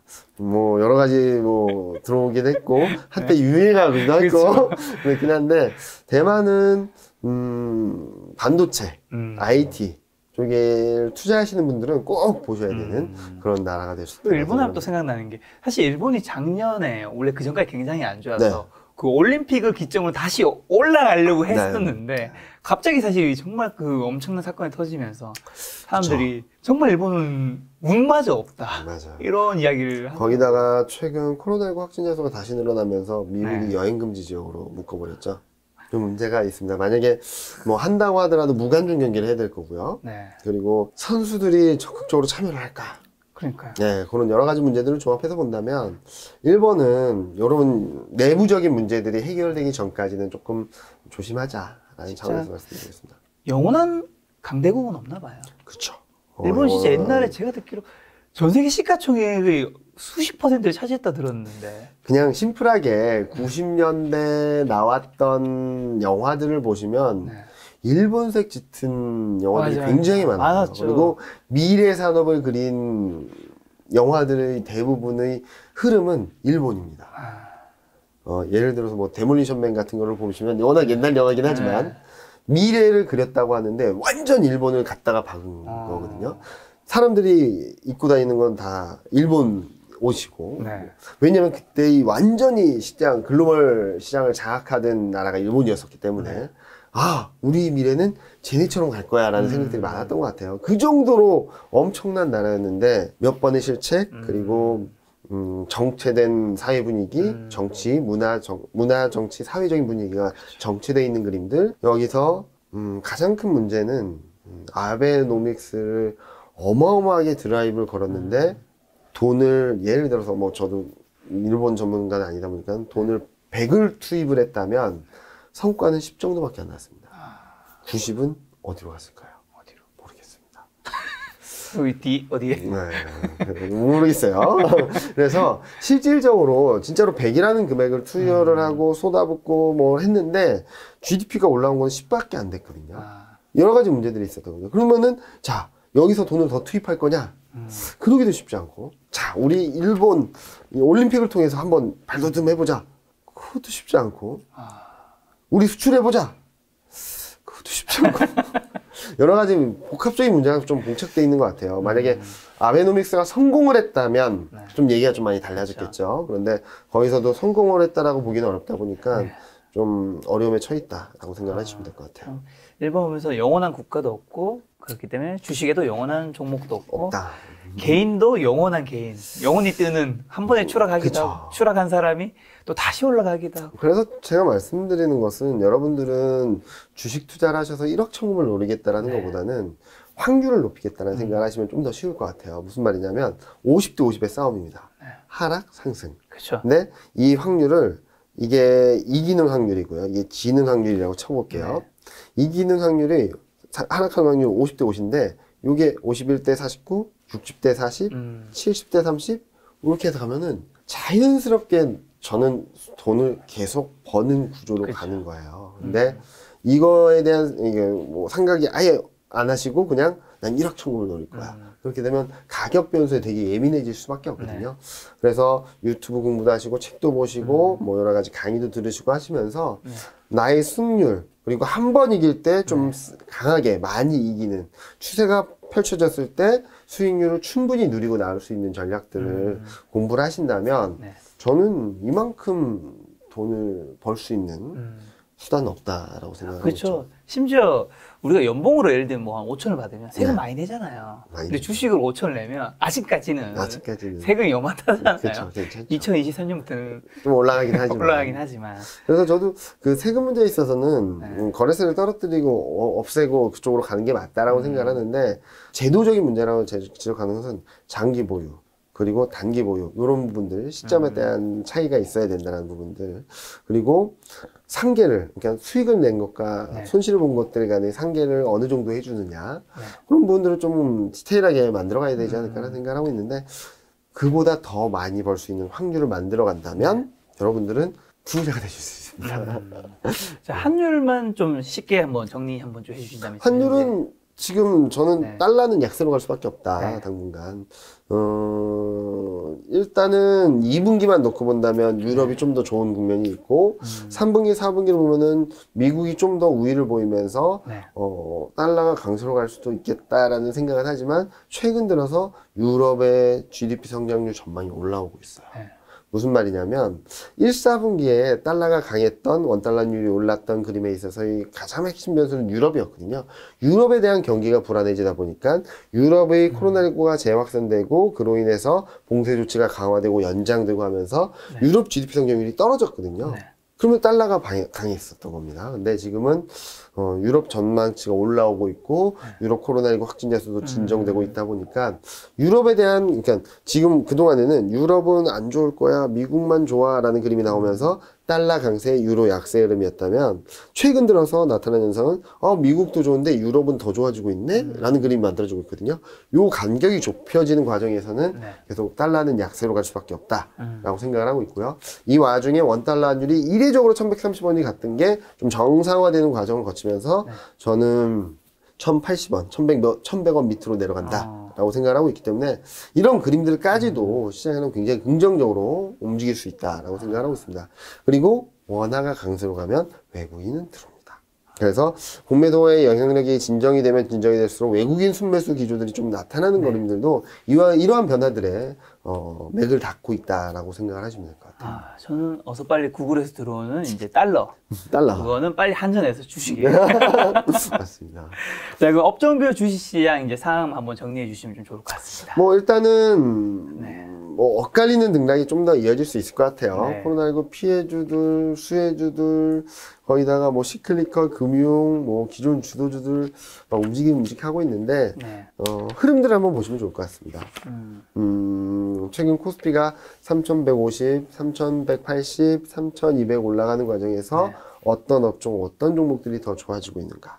더 좋아지는 것들은 명확합니다. 일단은 업종 수익률만 놓고 본다면 앞서 보여드렸던 항공우주, 기계업종, 거기다가 원전, 유틸리티 업종들이 뭐 굉장히 좋았고요.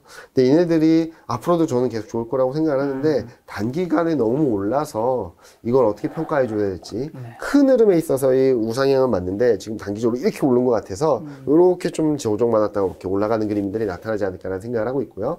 그 다음으로 차지하는 것이 코로나19 피해주들. 네.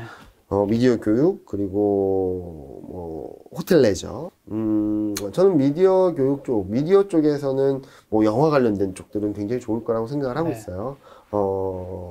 이제 백신 접종을 맞은 사람들은 외부 활동이나 이런 것들을 좀 원활하게 할 수 있는 상황이 됐고, 이런 것들이 조금씩 풀린다라고 생각을 한다면은, 극장 쪽이 조금 더 매력적이지 않을까. 그리고 호텔 레저는 좀 봐야 되긴 하는데요. 네.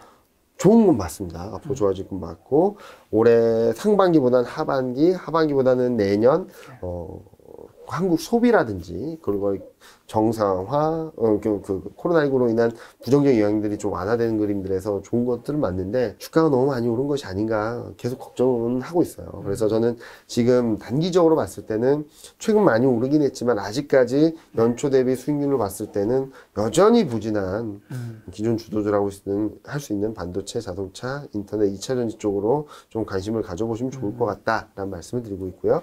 시클리컬은 5월 중순 이후 좀 꺾이는 모습들을 보여주고 있는데 얘네들이 이제 6월 10일 날 CPI를 확인하는 시점 전후로 해서 좀 반등을 좀 더 할 수 있는데 그쪽으로 또 적극적으로 하시기보다는 이쪽 비중이 많으시다면은 좀 오히려 비중을 좀 줄이는 기회를 삼으시면 좋겠다는 말씀을 드리고 있고요.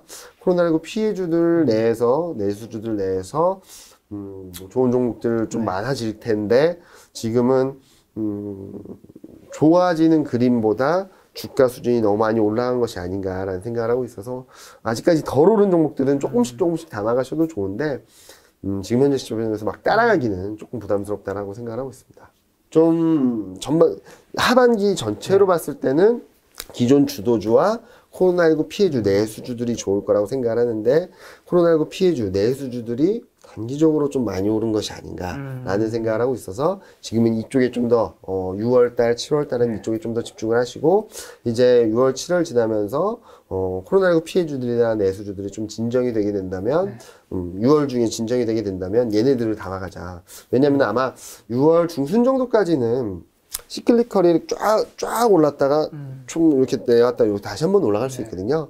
요 다시 한번 올라가는 과정에서 최근 쭉 밀렸다가 튀오른 코로나19 피해주 내수주들이 좀 조정을 받을 수 있어요. 이럴 때 조금씩 비중을 늘려가시면 좋겠다는 생각을 하고 있습니다. 하반기에는 상반기와는 조금 다른 그림이 만들어질 수 있어서 그런 것들을 좀 눈여겨보시고요. 그리고 저희 대신증권에서 유튜브 채널에 그 관련된 앞서 보여드린 12개 종목에 대해서도 좀 개별 애널리스트들이 나와서 설명한 유튜브들이 있거든요. 그런 거 한번 보시면 이 사람은 이런 것 때문에 이렇게 좋게 보는구나 라는 생각을 하니까 그것을 꼼꼼히 챙겨보신다면 좀 수익률에 도움이 되실 수 있겠다라고 생각을 하고 있습니다. 팀장님의 이런 고급 정보들. 네? 팀장님이 그리고 명석한 그 의견들, 전망들. 또 바로 우리가 실시간으로 좀 빨리 접할 수 있는 팀장님만의 또 채널이 있잖아요. 텔레그램을 쓰시는 분들은 네. 텔레그램 채널에 가셔서 대신 스트래티지 DAISHIN 자막 나오고 있을 겁니다. STRATGI 대신 스트래티지를 쳐서 들어오시면은 아침에는 그 저녁 동안에 있었던 뉴스들 정리 그리고 장중 뭐 2시나 뭐 1시부터 3시 사이 장 끝나기 전에는 장중 시황 오늘 시장은 어땠고 왜 올랐고 환은 어땠고 외국 증시는 어땠고 업종별로 어땠고 그리고 뒤에는 제가 시간이 될 때 최근 뭐 시간이 많이 안 돼서 그렇긴 한데 시간이 될 때는 지금 핵심 포인트는 뭐고 단기적으로 어떤 변수들이 있으니까 좀 보자라는 말씀을 드리고요. 그리고 제가 쓴 자료들은 다 링크를 걸어드리고 있어서 거기 들어오시면은 뉴스로 정리하실 수 있고 제 생각도 읽으실 수도 있으니까 좀 들어와서 보시면 좀 도움이 되실 것 같아요. 이 텔레그램 뭐 돈을 받나요? 아니, 그렇습니다. 안 받습니다. 무료예요? 그냥 들어와서 가입을 하시면은. 정말 좋은 세상이에요. 그건 맞는 것 같아요. 진짜 좋은 세상이에요. 진짜 좋은 세상입니다. 아니, 주식 투자하려면 우리가 정보를 빨리 접하고 싶어서 이제 이경민 팀장이 영상을 딱 보고, 좋아 하면서 그 정보를 텔레그램에서 무료로 들 수 있고, 또 유튜브에서도 무료로 볼 수 있고. 그리고 텔레그램 채널에서 좀 주의하실 거는 장중 시황은 굉장히 단기적인 시황입니다. 주간 단위 정도의 단기적인 시황이라서 장중 시황을 보시고 왜 너는 거기 가서는 좋다 그러고 왜 여기서는 조심하자 그러냐 단기적으로 조심하자는 거예요. 그리고 중장기적으로 큰 흐름에 있어서 변화가 있으면 좀 자료나 아니면 이런 자료를 통해서 말씀을 드릴 테니까 큰 흐름에 대해서는 너무 걱정하지 마시고요. 단기적으로는 왔다 갔다 할 수 있겠지만 큰 흐름은 좀 어느 정도 굉장히 긍정적이다. 제가 처음에 나왔을 때보다 더 긍정적이다라고 했습니다. 자, 팀장님과 이번이 이제 두 번째 촬영이잖아요. 지난번 오셔서 이제 지수에 대한 얘기를 하셨는데 엄밀히 말해서 지수는 이제 틀리셨고 이제 유망 종목 12개를 말씀하셨는데 유망 종목 12개 중에 10개가 맞추는 걸 보시면서 참 시장에 보면 지수를 맞히는 건 별로 의미가 없다. 종목이 훨씬 더 중요하다 이런 얘기가 많았잖아요. 야, 이걸 보면서 팀장님이 그 생각이 이런 데서 맞아 떨어지는 아니 그거보다도 저는 뭐 연말까지 전망을 말씀드렸으니까 제가 진짜로 평가받는 시간은 올해 하반기가 되지 않을까라는 생각을 하고 있어요. 근데 그런 변화의 조짐들이 종목단에서부터 나오기 시작했다라는 것들을 좀 긍정적으로 바라봐 주시면 될 것 같고요. 지수가 아직까지 그렇게 강하게 오르진 못했지만 긍정적인 기운들이 퍼지고 있다는 점들은 올해 하반기로 좀 더 기대감을 갖고 바라봐도 되지 않을까라는 생각을 하고 있습니다. 그래도 저는 되게 기분이 좋은 게 팀장님 2번 모셨는데 만약에 오늘 모실 때 12개 종목 중에서 한 11개가 틀렸고 지수 틀렸어. 그럼 이제 앞으로 세 번째, 네 번째 촬영하기가 약간 좀 이상한 거죠. 쟤는 왜 나와서 저런 말을 하고 있지? 라는 생각을 하실 수 있을 것 같아요. 그러니까 12개 중에서 11개 틀리기도 참 쉽지 않잖아요. 맞아요. 그래서 저도 뭐 하반기 전망을 말씀드리고는 있지만 저는 조금 더 다행스럽다. 김 작가님과 다음에 또 뵐 수 있겠구나. 좀, 즐겁게 촬영할 수 있겠다. 좋은 마음을 갖고 있고요. 또 다음 달에 이제 6월 아마 중순이나 말쯤에 좀 뵐 것 같은데 그때까지 이제 시청자분들한테 뭐 마지막 하고 싶으신 말씀이 있다면? 저는 요즘 많은 분들한테 내비게이션을 비유해서 말씀을 많이 드려요. 목적지를 입력하고 가긴 합니다. 그리고 제가 말씀드린 것은 어느 정도의 목적지라고 생각을 하고 있어요. 근데 내비게이션을 갖고 가다 보면은 이런 말이 많이 나오죠. 교통 상황을 반영해서 경로를 변경합니다. 최근 시장 상황이 그런 것 같습니다. 시장 상황이 조금 변하다 보니까 경로가 살짝 변경됐다라고 생각을 해주시면 될 것 같고요. 목적지는 변하지 않았습니다. 목적지를 가는 데까지 제가 내비게이션으로서 적극적으로 경로를 잘 최대한 자세히 설명을 드릴 테니까 너무 걱정하지 마시고 조금 편한 마음, 시간적 여유를 갖고 바라보신다면 저는 올해 여름에는 수익을 거두시고 기분 좋게 가까운 데라도 여행을 가실 수 있을 것 같다는 생각을 하고 있고요. 올해 말 내년 상반기 정도까지 열어놓고 보신다면 여러분들이 어느 정도 만족하실지 모르겠지만 최소한 이 정도면은 열심히 했다, 잘했다라고 생각할 정도의 수익률을 거두실 수 있도록 제가 충실한 내비게이션이 되도록 노력하겠습니다. 알겠습니다. 오늘 만남의 손님은 내비게이션 대신 이경민 팀장님이었습니다. 지금까지 여러분 소중한 시간 함께 해주셔서 정말 감사합니다. 오늘도 김 작가였습니다. 고생 많으셨습니다. 네, 감사합니다.